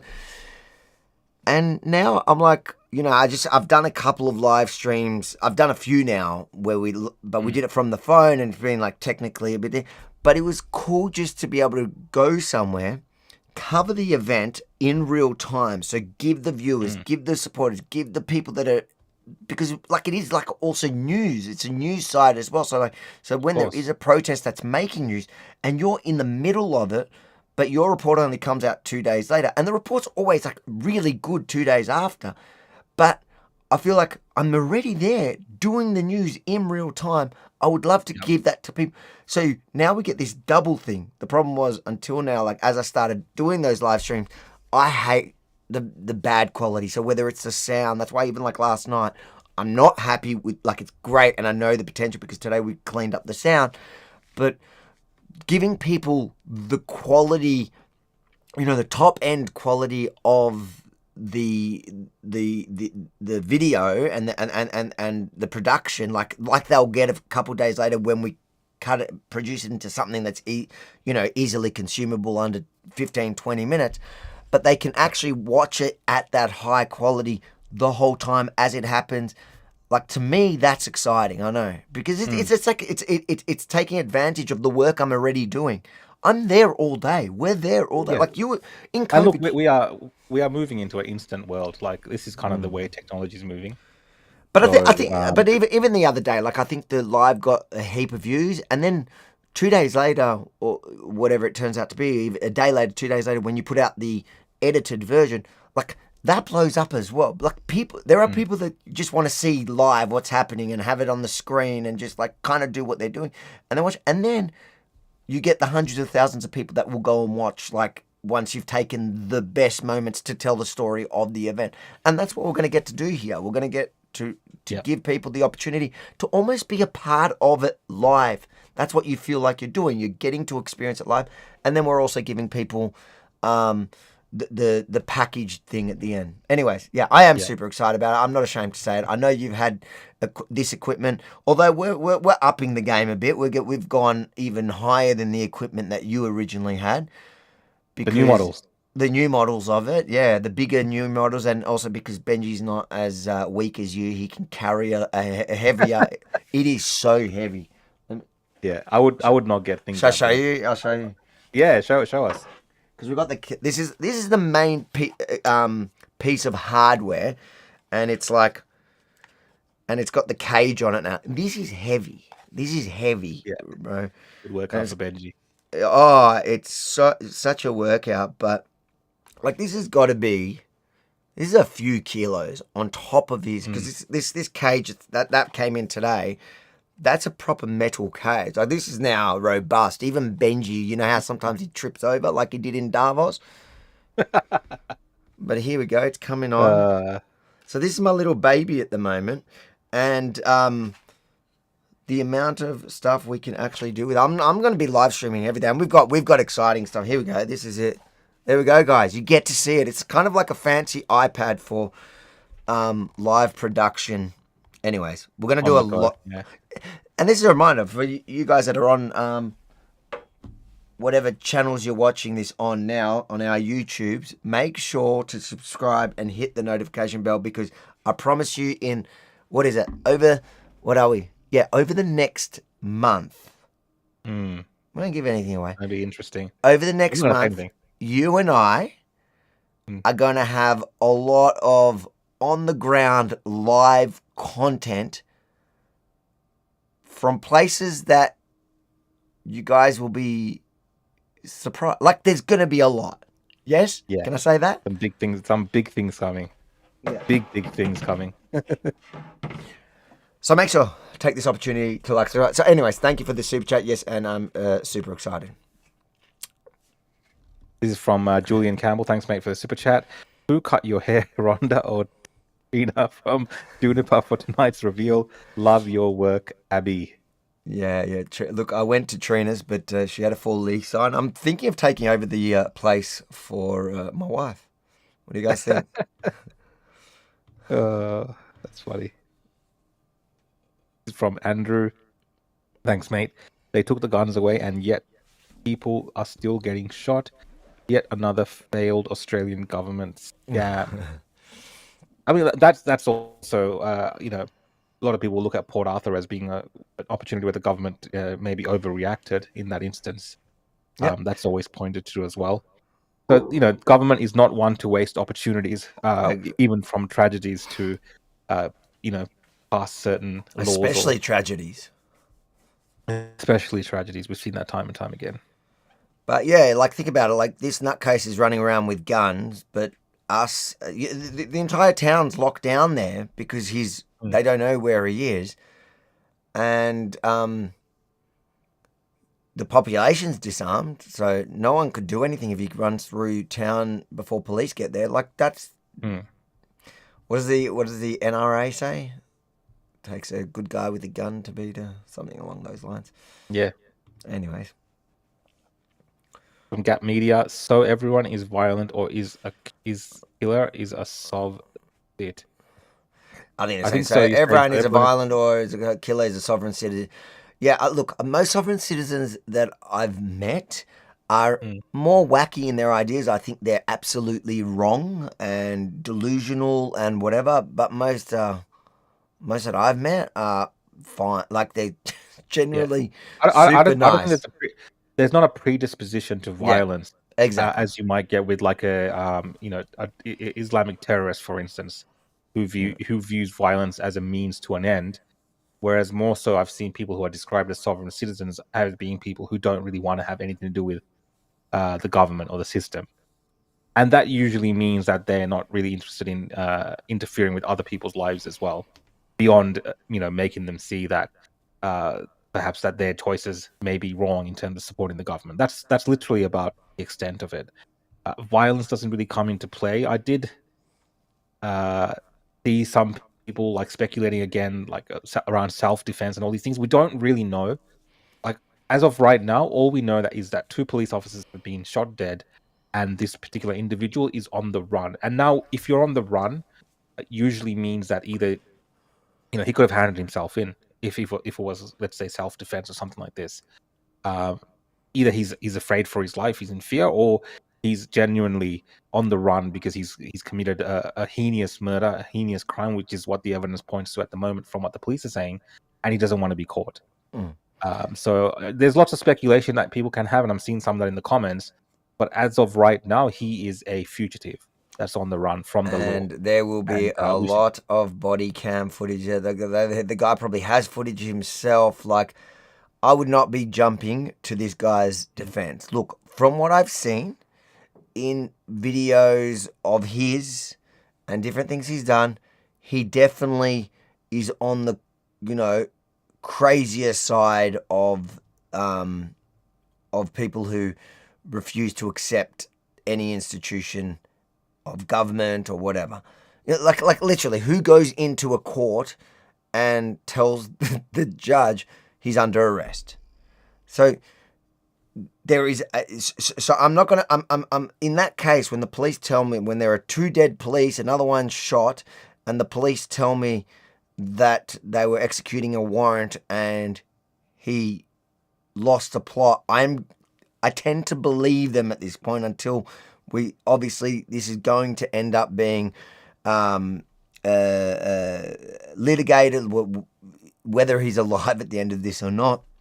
And there is certainly going to be a lot of video evidence here. But I'm not going to take the guy, I'm not going to give the benefit of the doubt to a guy that I've seen in court telling a judge, no matter how much you hate the judicial system, thinking you can walk into court and issuing an arrest on a judge. Like, that tells me you're delusional, right? So I feel like if that delusional guy did that, then yeah, I think he potentially is capable. It's not such a leap for me that guy is crazy enough to kill a couple of coppers that are coming to execute a warrant against him. Because whatever justification, because he feels like, well, if my warrant wasn't good enough for the judge when I went to arrest the judge, who gives you the right to come? And I can see that that's the way he would think. What gives them the right to serve a warrant on me when I am my own person and they didn't accept my warrant? So I don't accept their warrant. That's fine. But time will tell. Gap says, I'm not vaxxed, so I'm a sovereign citizen. Yeah, that is what the government is trying to do. Yeah. Paint everyone who was against anything. And that's the thing. Like, I stood up for a lot of the people that were fighting back. And even, yes, some of those people that probably identify as sovereign citizens. But the majority of people that I defended people's rights Firstly, when it came to the lockdowns and the mandates and things like that, where the government was overreaching. Yeah. Does that doesn't? I'm not a sovereign citizen. I believe in all the institutions we have. I feel like they're being hijacked. I feel like our judicial system is being hijacked. Do I think that they don't have any legitimacy? Absolutely not. I believe in our democracy and our separation of judiciary to the government. Like, I believe in the institution. I think that they've lost trust by their behaviour, not by their sheer existence. The same people who are, I'm gonna take a leap forward here. The same people who are saying these things about making this massive leap between sovereign citizens because they are opposing the government are sometimes the same people who are also justifying the actions of Hamas, for instance. Yes. And they're saying that those actions are justified because they're fighting against an unjust system. Well, in the same way, for us in the West, we should be able to question our government, our police, our institutions without being called names for doing that. If they can somehow see that Hamas supporters are legitimate for wanting to fight back against the state of Israel because they're oppressed, then and especially considering the actions that Hamas have taken for something like October 7th, they don't make those connections between them and being supporters of terrorism. Like, they try to distinguish that, is what I'm trying to say. They try to say that no, that those things are related. You can't call them terrorists. They're doing it because that's the right thing to do. Well, in the same way, for us to actually question government and question police, that is the right thing to do. That is what citizens should be doing. That does not make you a sovereign citizen. That makes you a responsible member of society, because we have to hold those in government and police to account. Otherwise, we'll have anarchy, we'll have corruption, and we'll have them rotting the system, which you see in failed banana republics and third world countries, and even sometimes in the West, right? You see those problems. So people like us, Avi, who do question these things, we are not sovereign citizens. We are people that want to see the laws applied equally. We want to see fairness, and we want to stop government overreach and intrusion into our lives. And that does not make us sovereign citizens. That just makes us smart citizens. And even the fact that people are talking about the vaccine, people that didn't want to take the vaccine. Well, today, you can't call them sovereign citizens, but maybe you can call them smart citizens, because now that we've seen a lot of that evidence, 10, 20 boosters later, it looks like those people made smarter choices in some instances. So, this is all nonsense. It's all being conflated. And I really do not like the way that the media is going about this, but it's expected. They were going to do this. They're always going to take these opportunities, and I don't think we've seen the worst of it yet. They're going to find some way to actually, really go after people that they're not going to let a good opportunity be missed. Speaking of cookers, Chris Ovaries, he is not going to be happy about this. News.com.au. I came across this headline and I thought, wow, finally, news.com.au is up with the lingo. They know what's what. They know who Chris Ovaries is. He's finally getting the attention they want. So off I read, streamer shares alleged text from suspected cop shooter's best mate. A streamer shared a message allegedly from the best mate of Desi Freeman, revealing claims of what was behind his tensions with police. What is happening? What is happening here? Why do they have you, Rukshan, listed as the streamer? I thought that was Chris Ovaries. Mate, I actually, this is a very serious topic, but when I saw that headline, just based on the history with that particular topic with Chris and that podcast that we did with him, the offense that he took to being called a streamer, and I saw this and I had a bit of humility and I had a bit of a chuckle. Because it's of course the media is not going to try to, label me as a journalist or an independent journalist or a whatever. I think later on the track they called me a right-wing content creator. But I don't mind these labels, whatever they want to call you. I didn't get all butthurt about it like Chris Ovaries did and have a whinge. So the question is, should we watch the video or read the transcript? Let's watch what you said last night. So this is in your show last night that no one tuned into. It went for a while. We can watch a little bit of it, yeah. 1 minute it says. 1 minute and 14. This is what they clipped. I'll explain what it's all about. What's going on here? They recently took away his license because he refused breath and drug charges, etc. He has tried to resolve these issues in court many times by representing himself in the High Court, Supreme Court, County Court, and Magistrates Court, where he arrested the magistrate on several occasions, but was not successful in winning all of his cases.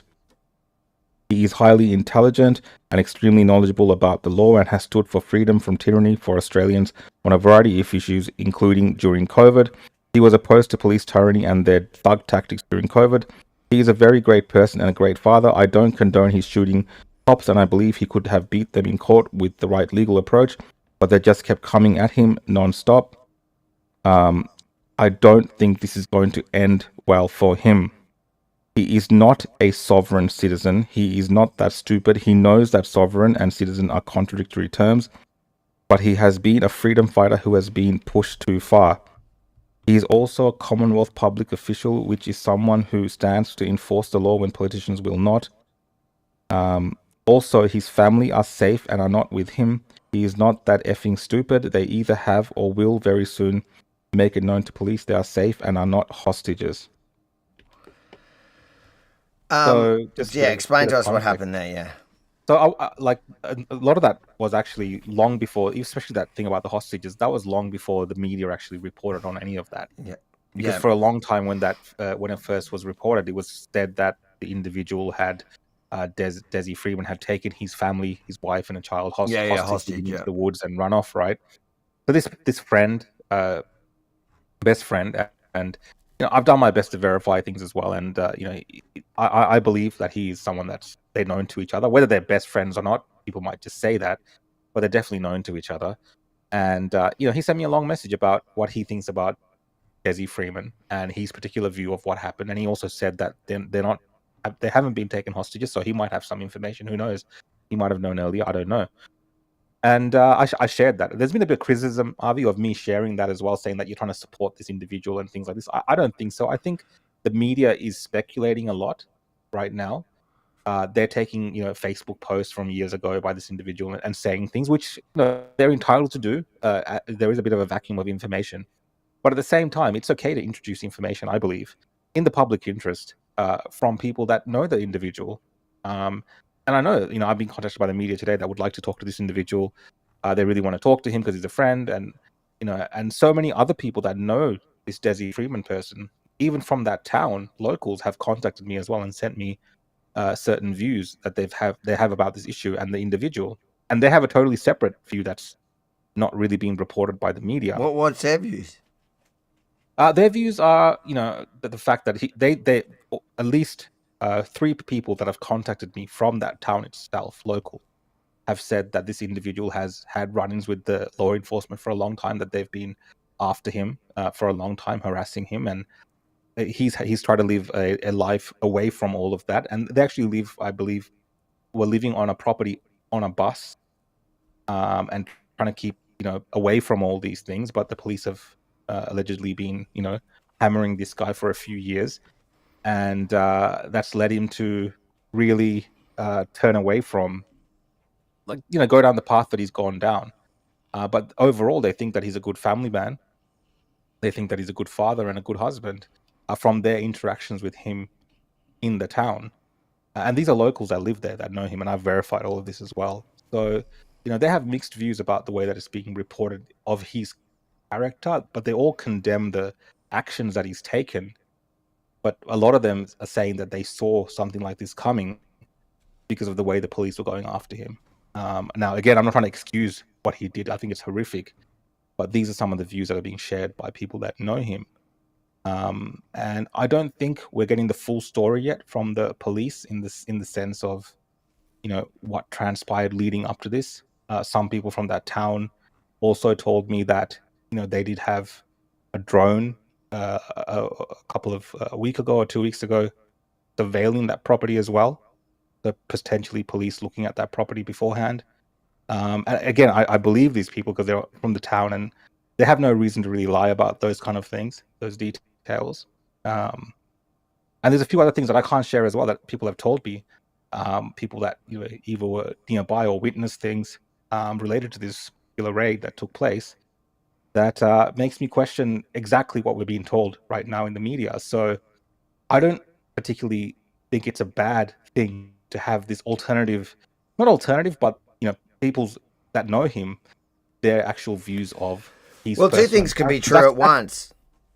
Yeah, because that's what's being adjudicated in public right now. Yeah, right now we're not really talking about, when it comes to this case, we're not talking about what happened during that shooting, or what took place when they went to give the warrant. All we know is 2 policemen were killed, and another one injured, but we don't really have all the details surrounding that. What the media is doing right now is talking about everything else about this individual's life. So if people want to then say, well, we think the media are misrepresenting him because this is the person that I know, I don't necessarily think it's a bad thing to have those views out there, which is what people are criticizing me for sharing this friend's message. Around this. I don't feel anything. I don't think there's a problem. I don't think there's a problem sharing it. What I would say is, like, even if what they're saying is true, even if police were after him and targeting him and wanted 100%. To nail him for something, it doesn't make it right. There's nothing that they could have done that will, in my mind, unless they went to shoot him, like went to kill him and he was self-defense, which I just don't buy.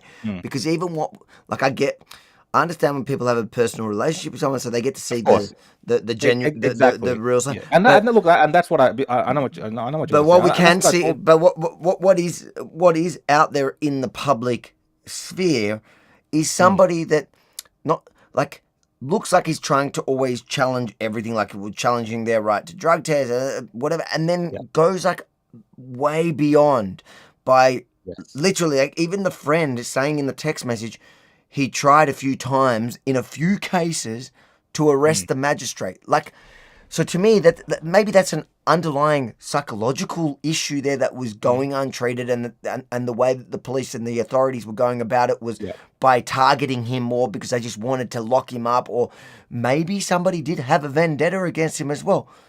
But none of that makes it. He also clearly wasn't doing himself any favors if there was somebody that has a vendetta against him, then going into the court and telling the judge he's under arrest, that ain't going to help you guys. That's never going to help you. Like, I'm somebody that was targeted by police for a period of time. And it wasn't like your average copper. Like, the average copper that was on the street, on the beat, like, most of them were cool with me. Like, they actually agreed with me. But, command was pushing him. And I fought back in court, not by coming up into the court with crazy bloody arguments. Instead, I just got proper representation. I know not everyone has the means and the ability. I'm privileged to be able to do that, and that's thanks to my viewers. But the point is that went in there with the actual legal arguments, and we won most of them. Like, there are times that I've also lost, and you just got to cop those losses. But that's just how it is. Yeah, no, definitely. And I see people saying that the police were, one of the stories is that they were there to serve papers related to historic sexual abuse offences, and that's all out there. Obviously, we don't know all the details of any of that yet. That's one of the things which are out there. And but what if he was guilty of that? You would want exactly. And look, I agree with you, Avi, that doesn't matter if you're a good father or a good person in general, or good to your wife, and all these kind of things. If you commit murder, you commit murder, and if it's done in cold blood, it's a heinous act that needs to be have the full force of the law applied to bring this individual to justice. Like, I completely understand that, but I think what people are saying and what I'm seeing with these narratives which are forming is the media are going into this vacuum where there is no real. What information have the police really given around the circumstances of what happened? All we know is I am not defending the media, and he shot police. Yeah, so. The media is just going on about sovereign citizens and painting everyone that was anti-lockdown, and that's where they're going. Exactly, and in the same vein, I feel like a lot of even these locals that reach out to me, they don't want to talk to the media. So the media's asked me. They don't trust them. When I've spoken to the media, they've asked me, "Can you put me in touch with some of these people?" And I've tried, just because they want to share their story with me, but not with the media, because they're like, "We don't trust the media." And you know what, that makes them actually more, that makes them smarter than you would. Like, they might have quicker ideas, a bunch of other stuff, but I don't blame them for not wanting to talk to the media, because they don't know if they're going to get drawn into this and they're going to have their lives all, and the media clearly has this agenda to not only their agenda is beyond targeting this guy's shocking behaviour. 100%. This clear, like there's no question about it that this behaviour is outrageous, and he needs to pay for what he's done, and also protect the community. Like especially like one of the coppers there looked like a young guy that I think he mainly works on the mountain. Like it's not like he would not. This would not be and I feel bad for that family. Like I'm the first to criticize police when they cross a line, they do something wrong. But dude, like most cops are literally just like you and me. That's their job, and believe it or not, there are many cops that are in it for the right reasons. They want to protect and serve. And yes, during COVID especially, there were a lot of bad eggs that came out. Anyways, yes, I don't blame him. I think the most normal thing, probably legitimate reaction that a lot of these people can have to it is to avoid the media, because the media really, they're not there to uncover the truth. They're there to confirm this narrative that they're painting. And I've even seen, like, this guy was on a current affair a few years ago, and like even the current affairs shows trying to like quickly backtrack and anyways. Let's read a couple of super chats before we've got a couple of short little stories left, and then it's the decision about the tutu or no tutu. Varan, thanks, mate. Does anyone else think that the Governor General looks like Albo with a wig? There is maybe a slight resemblance. Varan, we got to be careful with how we, You're going to get us banned for offending personal attributes of individuals. You want us to get in trouble. KL says, "Is it too late to stop this tutu?" I think it's too late. Abby's put her foot down. It's never too late to put super chats in. Thank you for the support. Don't tell Curly and Varan is actually he's cheating on us. Is he cheating on us or is he cheating on them? Well, them. He's here with us. And today, have we assumed Varan's? Have we worked out Varan's gender? Or is Varan actually the one that's been hitting on? Look, I'm assuming Varan is also Israeli or Jewish, but Varan is actually also an Indian name. So I don't know what origin that name. Varan, give us some clues. We'll get the detectives on it. We got one from Catherine. You have to coordinate with Topher and Carly. I think a lot of people that watch the two shows have had to choose us today. Sorry, Topher. Sorry, guys. He'll understand. He's a libertarian. He'll understand. It's freedom. We get to choose when we do our show. Baz the Dark Horse, mate. Good to see you. I am late, but here in time, mate. Sorry, Baz. Listen, tonight was a surprise. It was a make-up for last night, and I think you tuned in last night with my live stream as well, so I appreciate you, Baz. You're always there. Late. Better late than never. Lisa, good to see you, Lisa. Rusted on a no tutu supporter, keen for more quality sound for the live stream. For the live stream, yeah. Last night was good, but the sound, all that was happening, and I'm real proud of myself because you're my technical support, and you were telling me, all right, you need to check the bit rates, you got to check all these complicated. I think you just wanted to use big. You just wanted to use big words, and then I said to you, I think it's just peaking. Because when I actually listened back to it, because I obviously don't hear it, and I listened back on the computer, I'm like, it sounds kind of like a type of peaking. And who was right? Benji was right. Benji had no idea. Benji was frustrated that I was making him turn the volume, the I'm camera. surprised Benji even knows how to use a camera, to be completely honest. I'm surprised. I'm very surprised. He's not very... But he actually built this... I'll show you. So look what we've done, because you'll be jealous of this. Where is it? Oh, it's here. So this is obviously one of the cellular... so this is another... Yeah. And look what Benji's done. Mate, that's not good.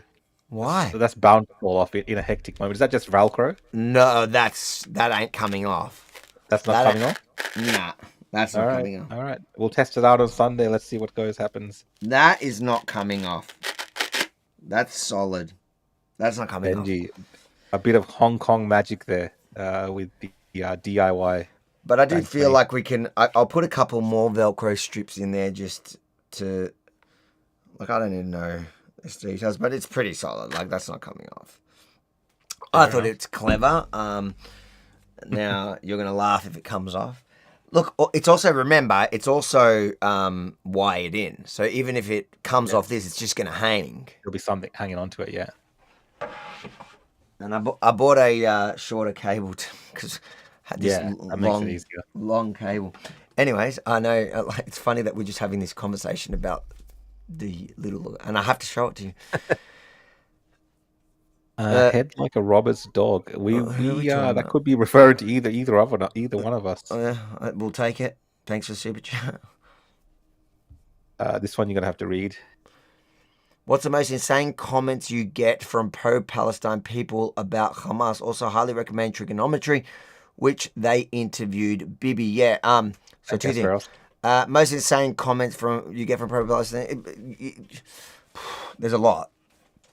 You know what? It's a complete denial of reality on everything. Like, what I find probably most wild personally is that, like, you can look at one video and you just go, wow, that is outrageous. And then they can watch the same exact video. And the salon thing last week was a great example of that. Like, where somebody's so blatantly racist and it's clear and it's just hate and it's blind hate and it's hate built on complete ignorance. And you'll share it and the world will react, like normal people, normal Aussies will react going, that is shocking, that's outrageous. And then they will share the same story, the same video, even with the same description, but to them, it's like a flex. So to me, the craziest thing about the pro-Palestinians is not the fact that they deny October 7 or they justify it or they get behind, gays for Gaza and like all those things that we've seen over the last couple of years. That the first time we saw it blew our minds, but we got used to it and it became normalized. And the fact that they're like, you have full lefties flying terrorist flags, people that would kill them. To me, the craziest is that they can take the same content, and you see this like when you're online, because I follow a lot of these groups, and you see like the content that comes out that as a normal person you're outraged by, and then they will share it exactly with the same title and it's a celebration, and you go, we are living in alternate worlds where good is bad and bad is good, and and that's why it is a fight between good and evil and your moral compass. I think cognitive dissonance or something like this, or confirmation bias sometimes is a bit of it's all a that mix going of on. it's a mix of all of that with complete delusions, like and people's corrupt moral compass. That's the problem here, is like if you've got a completely corrupt moral compass and you think that rape is a legitimate form of resistance, like once you get past the denying of it, because this is what they all do, like they deny all the things, but then when there's irrefutable evidence and like it's like, dude, watch the video, here it is, they filmed it, and then it's like, yeah, well, and then it's the justification for that baby, or who made him do it or whatever, and you go, and so then the argument becomes straight up, rape is a legitimate form of resistance, which in this case, like with the guy that shot the cops, would be, well, the cops, some cop had a vendetta on him, so, and it's almost certainly not the cops that were there. Like, even if there were cops that have vendetta on him, it's not going to be the cops that showed up there that day. Most likely not, or definitely not, the young cop that got killed. I highly doubt it was him.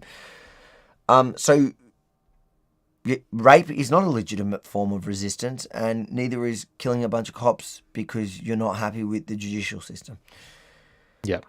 But thank you for the super chat. What have we got here? Stop the TUTU. TUTU. Jimal has been a strong advocate, and I think like you can notice the people that are involved a lot because they get that little badge next to their name. Little badge, little the symbols. Those so that shows it. So you can see the like mark. The people mark with the mark. Podcast. Yeah, so those are people that are either for or look. What I love about the TUTU, it's a bit like the Middle East. people are certainly passionate about their position.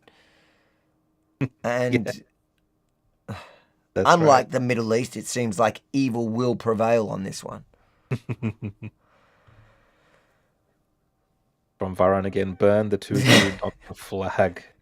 Thank you, Varun. Yes, I'm with you, Varun. Free PlayStation. And free PlayStation. You guys are mean. Thank you for the super chats. What do we got here? From Rochi Anderson, thanks for the super chat. Nothing more delusional than believing that the government will comply. I think this was in with its own laws. Yeah. And this was I think Jackie this Lambie, maybe to Jackie Lambie and Jackie Lambie, yeah. I think so. And I agree, and I agree with that 100%, Roche. The government will not comply with their own laws, and like the lack of self-awareness in making the statement of like we need to control the internet. And she's talking to the government saying you guys need to create more legislation to control the internet, which by definition would mean that the government was in charge of saying what is okay and what's bad. And then the next sentence it's saying we need laws to get you guys to stop lying. It's like, hold on. So why do you want to get the liars to control the misinformation? And they're saying the algorithm, like the algorithm should be able to tell what disinformation, misinformation is. Well, yeah, maybe, but then who programs the algorithm to do that? Well, and who sets those parameters? Well, that means but they do. There already is an algorithm, right? And all she's really saying is we want control of the algorithm. Yeah, because but the way they're trying to sell it to the public is the algorithm is something that's detached from them. It's not. No, it would be. They're trying to say it's something that autonomously will decide, devoid of any political influence. But no, we saw during COVID times how they built their algorithm to actually go after people and censor people. So it'll be the same thing that they want to do, and they just want to take that up on a notch. And we've seen since the Trump administration came, and again, Avi, we are in maybe the last golden period of free speech with Trump in office, because the EU, majority of the EU shares the same views of the Australian government. The only reason that this hasn't gone to the extent it has gone, like in the past, is because of Donald Trump and the US's position as a leader in the space, in the tech space, and because of Elon Musk. If it wasn't for that, they would already have had the control that they 100%. wanted. So, we're kind of in a golden age, maybe the last golden age of internet freedom, depending on what happens next in the United States of America. And that's kind of scary to think about, because we might not be able to do this as freely as we are doing right now today, Avi, in a few years' time, depending on what happens. From Jimmy, thanks, mate. Why are the TUTU lovers hanging out with Rukshan? Jim will come over to my side. Exactly. Good point, Jimmel. Good job picking up on that, Jimmel, because it seems like Rukshan attracts the weirdos. Yeah, no, we got it. Mark got it. Thanks, mate. Why is Albo gay? Please read it in. Please read it in the best. Is he trying to do voice. is that to why, that guy that says why are you gay? Yeah. Is Albo actually gay? I think he's getting married. But look, we don't want to assume his or her We don't gender. want to assume anything like Although that. Albo's one that defined what a woman is, didn't he? He did define it. I think he did. Maybe. I think he has. He actually defined it properly, which is a surprise. This is from KL. Thanks, mate. What is the current balance for or against the TUTU? I know. You guys, this balance thing is done. It's a foregone conclusion. There is no. Well, I don't know. I haven't done it yet. You're gonna have to wait till the end of the show. If you want to give extra money, just do super chats on my YouTube. If you want to waste money on that, just do it on my YouTube. It's a foregone conclusion. We have settled. Max Neil Stone says, keep exposing as much as you can. Aussies, wake up. Stop the Palestinians. They don't assimilate. Keep Australia safe. I'll throw this one to you, Avi. I agree. And thank you for the super chat. And finally, somebody not talking about the TUTU. Equity says he needs to face the full force of the law. And if there was any police misconduct that led to this tragedy, it must. And that's the perfect. That is the answer. And that's what needs to happen. 100% full force of the law. But also, if there was anything that contributed to getting to this point, not to justify it, not to give it any excuse, but misconduct on its own anyways, should be exposed. Yeah, we need to have confidence in our institutions. But at this point, there's no proof of that. All there is proof of is this dude who previously has done some wacky stuff on camera, has shot and killed 2 police officers and wounded another. That's what there is proof of. But I am absolutely in support of exposing any misconduct, even if it was to this deranged murderer.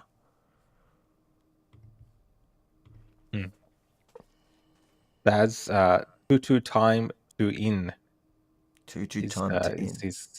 He's getting excited, Baz. Baz, you need to chill out, Baz. We're going to ask you to calm down. Wheaty says, Chris over his crush on Avi in overdrive for the TUTU. I don't want to know what Chris Overees is doing right now. He's probably got like, you know how he restreams? He restreams our stream. He's probably got it, and he's lying in bed. He's excited. Got the transcript running. He's got this transcript running. Okay, couple last stories. Good friend of the show, Billboard Chris, he posted earlier, was this today, I think? Well, this is viral in America right now. It's been viral in the UK. All right, let's read what he wrote, and then we'll watch the video. If a 12-year-old feels the need to walk the streets with an axe and a knife and to brandish them as an immigrant man continues to goad her and approach despite her protestations. I can't see it. Am I butchering that word? Oh, you can't see. The problem is not with the girl. It's with the authorities who allowed the rapes of tens of thousands of girls by Islamic immigrants. It's with the politicians who keep inviting the rapists in, and it's with her parents because, yes, it is your job, mum and dad, to ensure your little girls aren't in situations where they need to carry an axe to feel safe. So is this in Britain? This is in Scotland. Scotland, yeah. So this is obviously the conversation that's happening there at the moment. Let's watch it. So let's watch it. Yes, you have a knife. You don't. Hey, I'm fucking 12 feet. You're fucking bad and Why are you fucking with us? These are fucking kid bashers. Show the knife. Show the knife. Show the knife. Get away from us. Show the knife. Show the knife. Don't touch her. That's it. That's it. Show the knife. Don't touch my little sister. Show the knife. That's it. Don't fucking touch my little sister. She ain't fucking 12. Where's her fucking touching me? She's fucking 12 and you just battered me, mate. Where's her fucking touching me? Yeah, show the knife. Maratha. Don't touch her down to me. Don't touch her.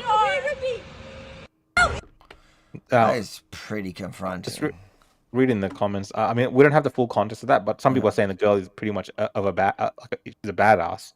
Like, she's pretty tough. She just pulls up at like a hatchet thing. Well, they're saying, like, if you're listening to what they're saying in there, the girls are saying that you've been touching her since she was 12. You were something like that. So it is a bit weird, you know, the adult immigrants, I don't know where they're from. They're saying Islamic immigrants, whatever. But the idea that these, you can hear on the accent, they sound foreign accents. They're clearly new to the country, and these girls are saying that and why they're coming up to them and filming like that. Like, it is pretty confronting. And if it's true what they're saying, what have these girls been through? What have they been put through in a position where they break? The implications of the wider implications on society, that the fact that there's girls not having to carry around weapons, how does that happen in that society? Like what Chris was saying, that, you know, the responsibility of authorities and families and parents. Obviously, there's been a breakdown in the system where the governments, ultimately, the government has failed these children, but they've had to take things into their own hands in this way. And we know they have, and it's widespread in the UK. We know that this has been happening, and this has been a point of public protest in the UK and anger directed at the government and for political correctness that they've allowed this kind of abuse of young girls across the entire UK. Yeah. But if and the difference here, let's say this girl is being pushed to a point, it looks like, from what we can see here and the context we're being given, because it's not like she lunged at the guys and attacked him. No. She's literally pulled out the weapons going, get away from me. It's defensive. So it is very defensive. And I think that's important here. It's not like if I saw a 12-year-old crazy girl running at an immigrant, attacking them, with or without context, it would have to be a pretty compelling and proof for me to turn around and go, okay, no, I'm going to side with that kid. I've got to know.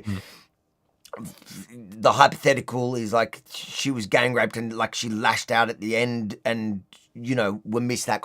But here it's nothing like that. It's you've got what they look like in a defensive position, and the words that they're saying to the people to the people filming is like, paraphrasing here, is like you've abused her. Don't touch us. You've been abusing her. Get away. And she's saying, I've got these weapons. Yeah, come next to me. You'll see what happens. And to me, with the information we have, I'm going to say, I agree with Billboard Chris on this. The kicker is, Avi, so I don't know if you know this, but the authorities there, the police, have actually technically arrested and confiscated the weapons from that individual. Yeah, so they've arrested the girl. Yeah. And they've gone after the weapons. And this, again, shows that this two-tier justice system that we do have, where police, whether it be in the UK or in Australia, often go after people that are the easier targets for them. And, they ignore things like the mass crime that's happening, immigrant crime, for instance. So what is it? So she got arrested. I'm assuming then that's caused mass protest as well. Well, she's become a figure of resistance. So she's actually being celebrated by many of the people in the UK that are part of this protest movement against the government, and also being celebrated in America for standing up as a young woman, saying that she's very brave, that it's taken a young girl like this to show people that they have to make a stand against what's happening. And of course, they're saying it's a shame that it's happened and it should never happen to children, but she shows a level of bravery to stand up for herself. And, they're calling her, I think, like a Braveheart. Like they're putting her in the same category as William Wallace from the movie Braveheart, and they got memes of her next to Mel Gibson, where he's screaming for freedom, and they've got pictures of her with the battle axe and the knife. And I think even politicians here are sharing those two symbols. The axe and the knife have become like a symbol of Scottish or UK British resistance against what they say is their country being overrun with illegal immigrants that are causing havoc and crime. So there's lots of layers going on with this particular. Well, here's an update. It says, girl on bladed weapon charge. A 14-year-old girl has been charged after allegedly being caught with a bladed weapon in Dundee. Police were called to St Anne Lane just off Cooper's Angers Road in Lochy shortly after 7:30 p.m. on Saturday. It followed reports a girl having a bladed weapon. Several police cars were sent to the scene at Balgay Street car park following the report. A Police Scotland spokesperson told the Evening Telegraph, around 7:40 on Saturday, we received a report of a female youth with a bladed weapon in St Anne Lane, Dundee. Officers attended and the 14-year-old girl was charged in connection. She will be reported to the relevant authorities. Now, that doesn't match, you don't want teenagers running around with weapons. We know that in Victoria more than probably many other places. But if the context of what she's talking about is true, they're charging the wrong person. And the fact that they're not even mentioning that part of the story just stinks of what we now know to have been the true reality for decades across the UK. And that is that because it is not politically correct to go after many of these rape gangs, they've often targeted, and this is historically been proven now, they often targeted the victims. And if that's what's happening here again in 2025, when the government has acted like they have moved past that, I'm just and the idea. So, on one hand, to me, this tells me that it is just a repeat of history. Is the fact that they don't even mention what the allegation is in the video we can see, in the video that's being published, and the questions of why are these guys following her? Why are those girls saying those things? Yep. And are the police actually investigating that? And the other interesting point I just saw in one of the comments is the person that put up the video is the person that the girls were confronting. Because it looks like that's who's filming. It wasn't the girls that put up the video. No, exactly. Yeah. So all of this, I mean, look, there's not we don't have the context of anything before, but just based on what people are saying and what we heard and what we saw and the actions afterwards, I think we can still come to conclusions around how police handle these matters. And there is this perception that we get that there is a two-tier justice system, especially when it goes to going after, UK citizens, especially white UK citizens. The police are a bit more heavy-handed, as opposed to the way that they turn the blind eye to a lot of the illegal immigrants in that country who are committing crimes. So I think it's just another one of those cases that really shows those differences, whether there's 100% accurate or not, at least in terms of making that a point of discussion, it does bring that to the surface. I think now, since she has become, as you say, look, I haven't been following her, I've been a bit sidetracked on my new toy. But I think because she has become what it seems like such a central point of that whole discussion now, I think the truth is going to come out. So if she wasn't, like, it just seems so weird that they would make up what they're saying. Like, I mean, the left are already attacking, saying that she made it up. That she's a bad person. That she was trying to. I think I've seen some people say that she was trying to attack these immigrants and stuff like this, and they're filming to protect themselves, or whatever. I don't know. We don't know. Okay, so the claim that we're seeing in the video is that they targeted them specifically for a number of years. That will come out.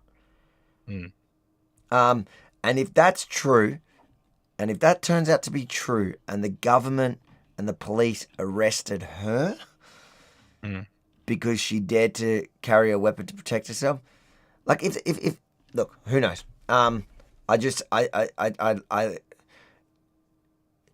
me, it's shocking that they wouldn't even respond to the allegations that are made, the serious allegations that are made in that clip by young girls, and actually by the girl that wasn't with the edged weapon at all.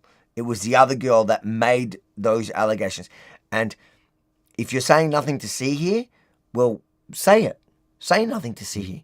But instead, they've ignored that whole part, which is, to me, way more egregious than the 12-year-old potential victim waving around a knife and axe in self-defense, in what they're saying is self-defense. If it was 100% offensive, if it was them just two teenagers targeting a bunch of immigrants with weapons, then, okay, tell us that. But at least confront that issue. Show us and let us know that what the rest of what they were saying was nonsense. And then let's hear from the girls. Anyways, but I'm sure that's going to play out. Final comment. She is a badass. I would say that much because you don't normally see that. No. And she just pulled those weapons out of nowhere and she was ready. But I want to qualify it with this. Like, she's a badass, especially like if she's just somebody that's running around with weapons to try and intimidate random people that she doesn't like. I ain't supporting her. I ain't on that. I don't. But I'm watching that video. and I'm going to take a 14-year-old girl's word for it until it's investigated, okay? That there's a reason that happened, and it wasn't just them running around causing trouble. Yeah. I just want to say one comment, Avi, that before you get to the super chat that I read, and this is for Victorians will appreciate this. They're saying that she could have said that she was on her way to a machete bin. Oh, of course. Here we go. Treetop music. Thank you. Palestinians assimilate well with leftards, but yes. That yes. The problem is the left don't assimilate well, so let's deport them both. Thank you for the super chat. Dan Mac, thanks, mate. Why is there still a debate on the TUTU? Yes, one. So put it on, Princess. The people need something to divert our attention. This is true. A closet sicko. Mac, probably from your chat. Probably from your chat. Thank you for the super chat. He's one of mine. Is he? Thank you. I think so. Thanks, mate. And this is from Kate, just 86777. Why don't we ever talk about crime prevention instead? Always about punishment and rehabilitation, which I support both, of course, but still, look, we do. I mean, we do talk about crime prevention, but the crime prevention usually has to come from the political class and the judiciary. And one of the biggest problems, at least in Victoria, that I've seen, Avi, that we have is our weak bail laws and the justices, and the you judges. Can go, and crime prevention, I would go even before that. I would talk about immigration. Talk about where are we? I mean, and exactly. that's not saying that there aren't Aussie like white Australian criminals. No, not at all. But certain gangs, certain groups tend to be certain migrant backgrounds, and we're not allowed to talk about that. And if we want to talk about crime prevention, we need to look at immigration and go, okay, we have data. We can see where people who come and assimilate, like that was the previous comment, assimilate well and respect our laws and want to actually contribute to a Western democracy at the society that we want to be. So I agree. We do want to talk about that, but it's going to have to take political will, and there is no political will. The government loves these issues because at the end of the day, they get to use these crimes, different crimes, to push different issues. They don't like all crime. Obviously, it doesn't. I don't think Jacinta Allen really wanted the machete bins. Yeah, look, I it sounds a bit sinister, but I don't really think they pay too much attention to the crime, the everyday crime that impacts the everyday person. Yeah, I agree. Poor kids living in a very confused world. I don't know what that was in reference to. That's those girls. Girls. Okay. Yeah. Thank you, Michael. Thank you for your super chat. Another super chat. We appreciate it. A couple more super chats, and then the final story. And then we do. Life was better when Liberal was in power. I think we've got to go back to the Howard years. I think there was is that the golden age of Australia? Besides, at least when it took our guns in the 90s. Yeah, except that perhaps, but everything else is pretty good. Hey, Rukshan is on Stop the Rot, Stack the Lot tonight with Guru Dave Graham. Oh, with Guru, I'm on the. Are they still around, those cookers? Stop. Yeah, that's their show. That's their show. That's their show. Yeah. Stop the Rot, Sack the Lot. I mean, that is a creative name for a show. That is a creative name for the show. I thought Opposition Podcast was good. No, Stop the Rot, Sack the Lot. That whole show is creative. That Guru Dave. I gotta watch it after. They're absolutely cooked. And we should get Guru on the show. Oh, I don't know if I can listen to him. He's so nuts. Remember when he attacked me, confronted me for not putting him on the front. Those guys are cookers. ABC actually did that report. That is weird to me that ABC did their report on the whole sovereign citizen. It had the other guy. What's the other guy from that? Hoodlaw. No. Yeah. They interviewed him on his boat. Oh, he's got a different Hoodie? name. Was his name Hoodie? He goes by Hoodie. Hoodlaw. Oh, I thought Hoodie was that. But he was the one that confronted you at. Yeah. That footage was on ABC. I know. But it's weird how that report came out and then this. Yeah. And I've seen that Mahmoud or whatever his name, the reporter that did that, he's been doing the rounds on TV. He must be stoked. I've seen ABC's reporting, and they always just refer back to that episode of that, like being a goldmine for them in terms of going back to that show now with everything that's transpired. This is from Dan Mack. Avi Daniel needs a holiday. Bring in a Scottish girl. Yeah. Yes, I think we need to get her as security. Oh, bring her little hatchet or whatever, and the little Daniel would love to run around. I'm telling you, I think Daniel's been lately. He's been inspired by watching. There's a security guard, Fred, in the UK. Have you seen him? You're telling me, yeah. You were telling me about him. Oh, he's working for this guy. So he does like close quarter protection of this one guy that walks around. Does really entertaining content. Anyways, but there's some good videos of him, and Daniel's been inspired. So maybe Daniel wants to go to the UK and do security for them. Quick one, David. David, hi Avi. Saw a clip on YouTube, British Stan, about a TikTok influencer making threats about the rally on 31st August in Melbourne. Dave, there was like a Sudanese, a Somalian guy, Avi, in a car here in either New South Wales or Victoria, saying, we talked about this two weeks ago on our show. But that was about Sydney, I think. Yeah, he was saying, bring it, like well, I'm ready, I got my Glock or whatever, where are the Nazis at? And I think Tommy Robinson and a few others in the UK shared that video as well. So it's got a bit viral around the world. Yeah. We'll see what happens. Anyways, we'll be there no matter what happens. Avi, you should collaborate with Trigonometry. I do talk to Constantine from time to time. We'll see, hopefully. I wouldn't mind. They're good. But, I like their work. And Maxine says, crime prevention, prevent Palestinians for sake of Australians. Not picking on the Palestinians specifically, but the data's there. We know the support for terrorism, and when you import that culture, what do you think is going to happen? It's not rocket science. So if you think, if your argument is you need to bring immigrants in for the good of our country, which is what you should be arguing for, find ones that do assimilate. All right, on this subject, one more story, and one that actually kind of made me happy today. This is Patrick Ben David. We started on a good story, we'll end on a good story, and after this we will deal with the TUTU question.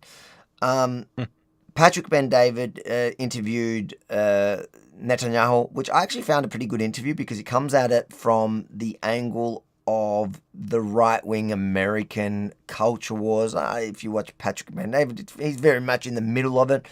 He is often a sensible voice for a lot of these issues. And he did, so he interviewed, and it's a good interview. You should go watch the whole thing, to be fair. I think he did a pretty decent job. But there was one minute which made me happy, personally. Because it's something, funnily enough, that you and I discussed in the last couple of weeks. It came up, this whole Israel not recognizing the Armenian genocide, and my view as to why. And I it was political and more, I thought, to do with Azerbaijan, but probably Turkey. Turkey's, they're putting it on Turkey, Israel not wanting to kind of disrupt whatever relationship they had with Turkey. I think they've realized who cares what Turkey thinks now. But it was one of those things that's always bothered me, because every year on the day that the Remembrance Day for that genocide, I've, gone out and posted my support for it, and I think that Israel should recognize it, especially coming from a Jewish, as being Jews and knowing the heartbreak and the pain of even generations later of genocide on a population. It was important to me. But anyways, here we had... the Holocaust has been recognized by 193 different countries, right? Everybody around the world. And in some countries, if you denied, you could do jail time. Many countries, you can do jail time a year or 5 years. But for anybody that doesn't recognize Armenian Assyrian genocide, if there's any country that I would have expected to be on the list that recognized the Armenian and the Assyrian and the Greek genocide, it would be Israel. Why haven't you yet recognized the Armenian, Assyrian, and the Greek genocide that the Turkish did to that community? In fact, I think we have, because I think the Knesset passed a resolution to that effect. I don't know if it's come from you, though. I don't know if it's come from the Prime Minister of Israel. Yeah, I just did. Okay. Here you go. All right. Well, thank you for doing that. Thank you for doing that. I appreciate you. That's important to me. And I'm sure a lot of Armenians, Assyrians, and Greeks around the world appreciate you saying that. So what's interesting, two parts to that. Firstly, I didn't even know that a resolution passed. And this is a pretty big step, like, for the Israeli Prime Minister. This has been a criticism I've had, and this is a criticism that I understand, and the pain that I know that a lot of my Assyrian and Armenian friends have always had this, like, little bug about it. And politically, this kind of it will hurt the relationship between, and I can see it's making news around the world. Does hurt the relationship between Israel and Turkey, but I think it's, and I said this on the last episode that we discussed it, which was within the last few weeks. I'm like, so be it. We shouldn't. But isn't that relationship already fractured anyway? Like, I mean, to a degree, I think. Look, and that's the thing. I think Turkey's become more Islamist, but also Turkey's not dumb. So Turkey wants to be. They look at the old Ottoman Empire and they have dreams of that, but they're also they're smart operators. They're a lot smarter than, let's say, Iran at the end of the day. Look at how Turkey's built, worked on growing and expanding their influence, and it's been by aligning with the West but still pushing their Islamist stuff. I think Israel's realized Turkey's limitations and realized, well, Turkey throws harsh criticism at Israel, but at the end of the day, they still want the West's support. So it's harsh rhetoric towards Israel, but really doesn't mean anything. What are you going to do? And so I think it looked like Bibi was making the calculation in his head as he was speaking. He was working out whether is this politically, like, is it worth it just to do it? And he was slightly uncomfortable, maybe. I don't know how you would describe that. But he said, I do. And it's a big thing. And that's good. Yeah. And I think that Israel needs to recognize it, like every Israeli should recognize it. As a people that have survived genocide after genocide, I think the word genocide is thrown around so much at the moment, falsely and wrongly. And it's in those cases we go, nah, stop stealing, stop appropriating the word for war. But at the same time, we can go and recognize real genocides that have been perpetrated, even if it's uncomfortable. Yep. Abby says Fred was on Liam Tuff's podcast this week. Worth a watch, guys. I love Liam Tuff's. I'm going to do a podcast with him soon as well. Listen, me and Liam have a long, lovely relationship. He is a more twisted person than I can ever be. No, but I love him to bits. So go check out that podcast. I haven't watched it, so I'm sure it's going to be good though. Liam's fun. He's quick. He's intelligent. He's funny, and most of all, he's down to earth. Like, he's just not like your pompous Brits. He's just like a chill, cool dude. All right, I think we're here at the moment of truth. Do we do it? Should I stand up? Even if you do it, we need to fulfill Abby's wishes as well. Guys, so no, I'm not going to. You have to commit to the top. You have to commit to the top as well for Abby. Cut this nonsense. Abby's on my side. Cut this nonsense. Until you do something that matches any of the shame that I've got to go through. Abby, I'm basically becoming trans. No, Abby, if you're listening, Abby, until he puts on the top as well, I know this will work. Until he puts on the top, exclusively, your super chat should be on the Real Rukshan YouTube, just as a way to influence him. Go through with what you want, which is to wear the pink top as well. But you can for now do this. Just be aware of that. Abby understands the. I think you're deflecting because you're just trying to avoid You're just trying to avoid anyone being able to move on and make you. I mean, there's people in the comments saying just go topless. I mean, we'll take that as well.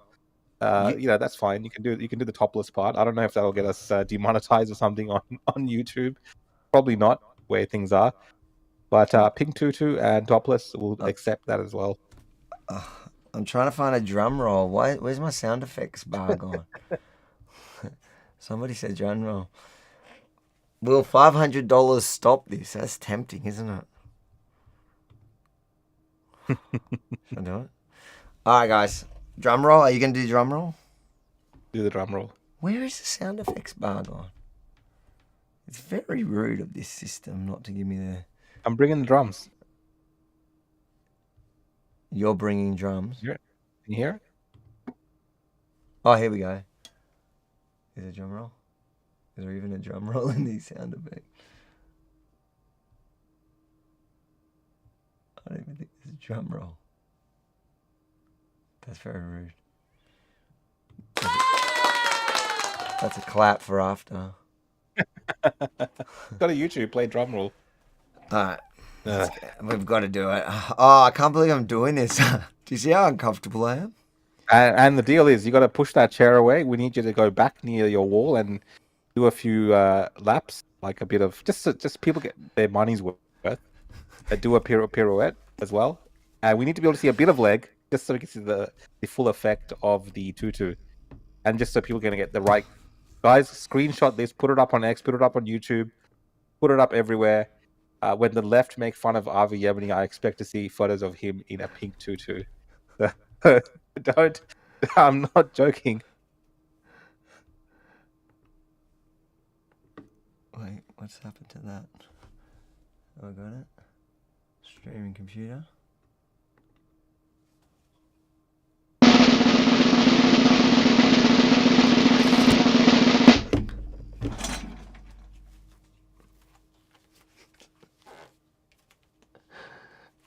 Does it look good? Was it worth it? I'm so embarrassed. Shame on you guys. Did Rukshan freeze on us? Rukshan froze smiling. I think we broke Rukshan. Look at that. How perfect is that? Rukshan, guys, you can get the t-shirt, by the way, at rebelstore.com.au. Rukshan froze. Guys, get this view. Rukshan smiling. It kind of looks good on me. I can't believe he froze at that exact time.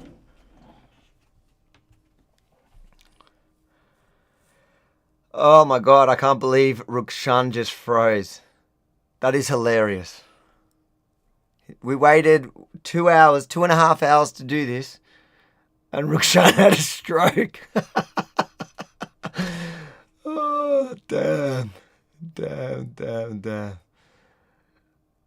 Walk back further. We'll wait for Rukshan to come back. I'll do a walk back.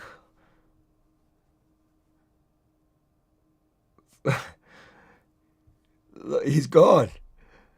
His computer must have crashed out on him. Let's see what he says. Rukshan. His wife's messaging.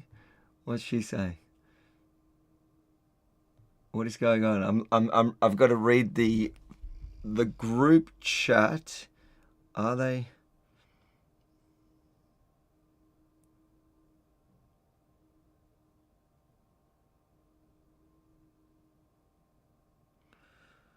Oh, they're laughing. What happened to Rukshan? Rukshan, are you alive? Did we kill Rukshan?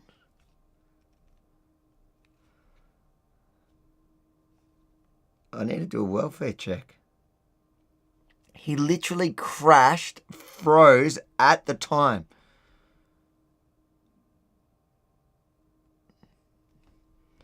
I'll message him. Dude, are you alive? Avi's ready for the Navy now. You guys are so rude. Oh, what do we do, guys? Is Rukshan signs of life? Rukshan.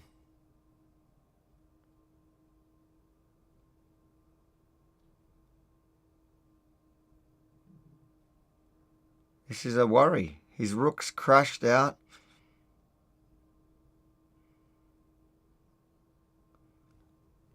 What happened to Rukshan? This is... I'm going to call him.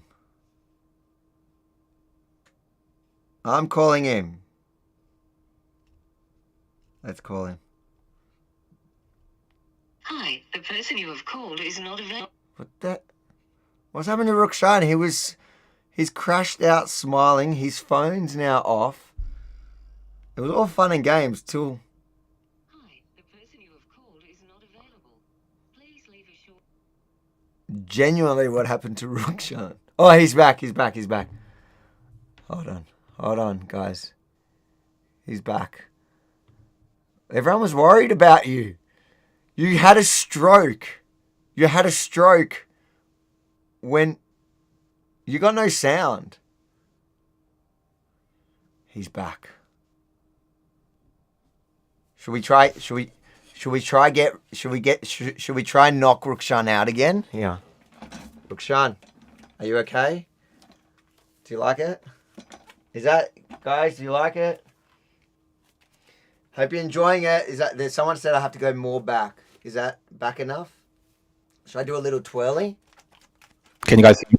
Oh, now we can hear you. Can you hear me? Yes. Oh, mate. That's not enough. I'm not satisfied with it. Bro, you froze. You froze with a dirty smile as it happened, and you were stuck on the screen with this dirty smile. What do you want me to do quickly before we get to these super chats? Oh, man. So I just want to explain, guys, the hotel that I'm staying in Canberra, I'm here for work in Canberra, it's got a 3-hour limit on the Wi-Fi, and then it just cuts you off. It cut me off everything. The phone service here is horrendous, and it took me... I had to restart everything and get on the network again and with like a different IP or whatever for it to be able to go back online. So we've got 3 more hours left now. I have 3 hours again before they reset me. Insane. But I didn't see any of this, so let's just redo it for me. What didn't you see? You didn't see anything. Are you actually wearing black pants under that? I'm wearing leggings, yeah. Mate, you didn't want to see them. We need to have the camera in full because you're doing it in a way where people can't get a photo of your face. No. This is very suspicious. You've kind of ripped us off here. You could get that t-shirt. Here, I can give you another angle. Should I give you another angle? Give us the full angle because it's not fair. Give us the a full camera angle. I'll give you another because no one will. We need to get it properly. Hold on, let me get another angle. I haven't used that other angle here. Let's see. Oh yeah, I can flip this camera. I think. Let's go camera A. Is that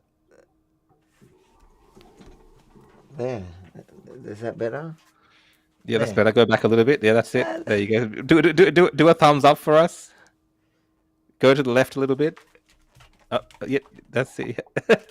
Yeah, that's good. That's good. You happy with it? Guys, clip this video.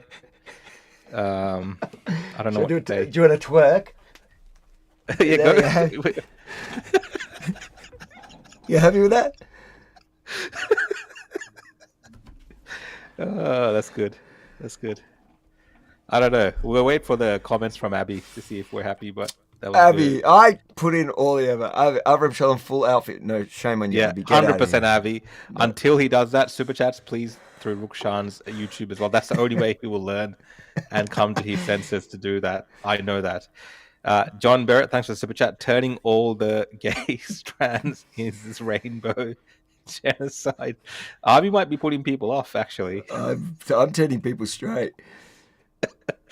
I got Varane should put Rukshan's smile on a t-shirt. Next to me, yes. This sicko. He's as twisted as his supporters. This is the tea is spoiling it. I know. It just kind of takes you out of that. You just want the full thing, you know? Like, you don't want this, like, tease. You want the full outfit. All in pink. The black just puts you off a little bit. So, Mate, I agree, you Abby. guys stop playing your games. Dan Mac, what happened to the Mac Mini? The Mac Mini is fine. But this particular hotel, for whatever reason, 3-hour limits before they kick you off the network and you got to re-sign in. I don't think many of people that stay at this hotel are doing the opposition podcast for 3 hours. Abby says either a pink singlet or nipples out. There you go. Listen, the only top I'm wearing, to make it clear that this is my pride flag that you can get from rebelstore.com.au. It's a beautiful top, and you can wear it like this. And that way, it's not gay unless you look in his eyes. That's what that's saying. From Spicy FM, thanks, mate. My voodoo exploded at the schmeckle. I don't want to. I don't even want to try unpack that one. We got Dad again. Does Avi need to wear the tutu on Sunday? I mean, he could go to the left-wing protest for sure in the tutu and he'd be accepted. Yeah, gays for Gaza. They would welcome him. They would welcome him. Yeah. Abby says that was not worth $1,400. I agree, Abby.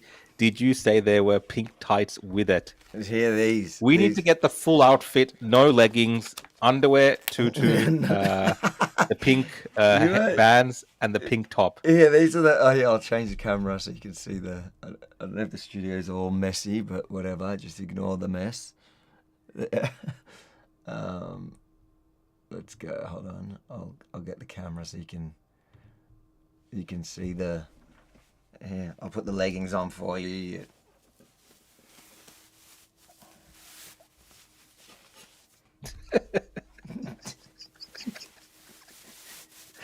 Do you see him? Yeah. But it gets covered. You got to go back to that. You got to go as back as you can into that corner so we can see it a little bit better. Yeah, and the chat has to come off the screen. Yeah, let's move the chat off the screen. There. Yeah.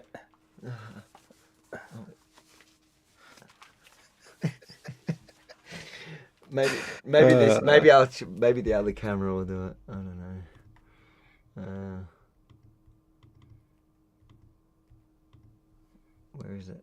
I've lost how to.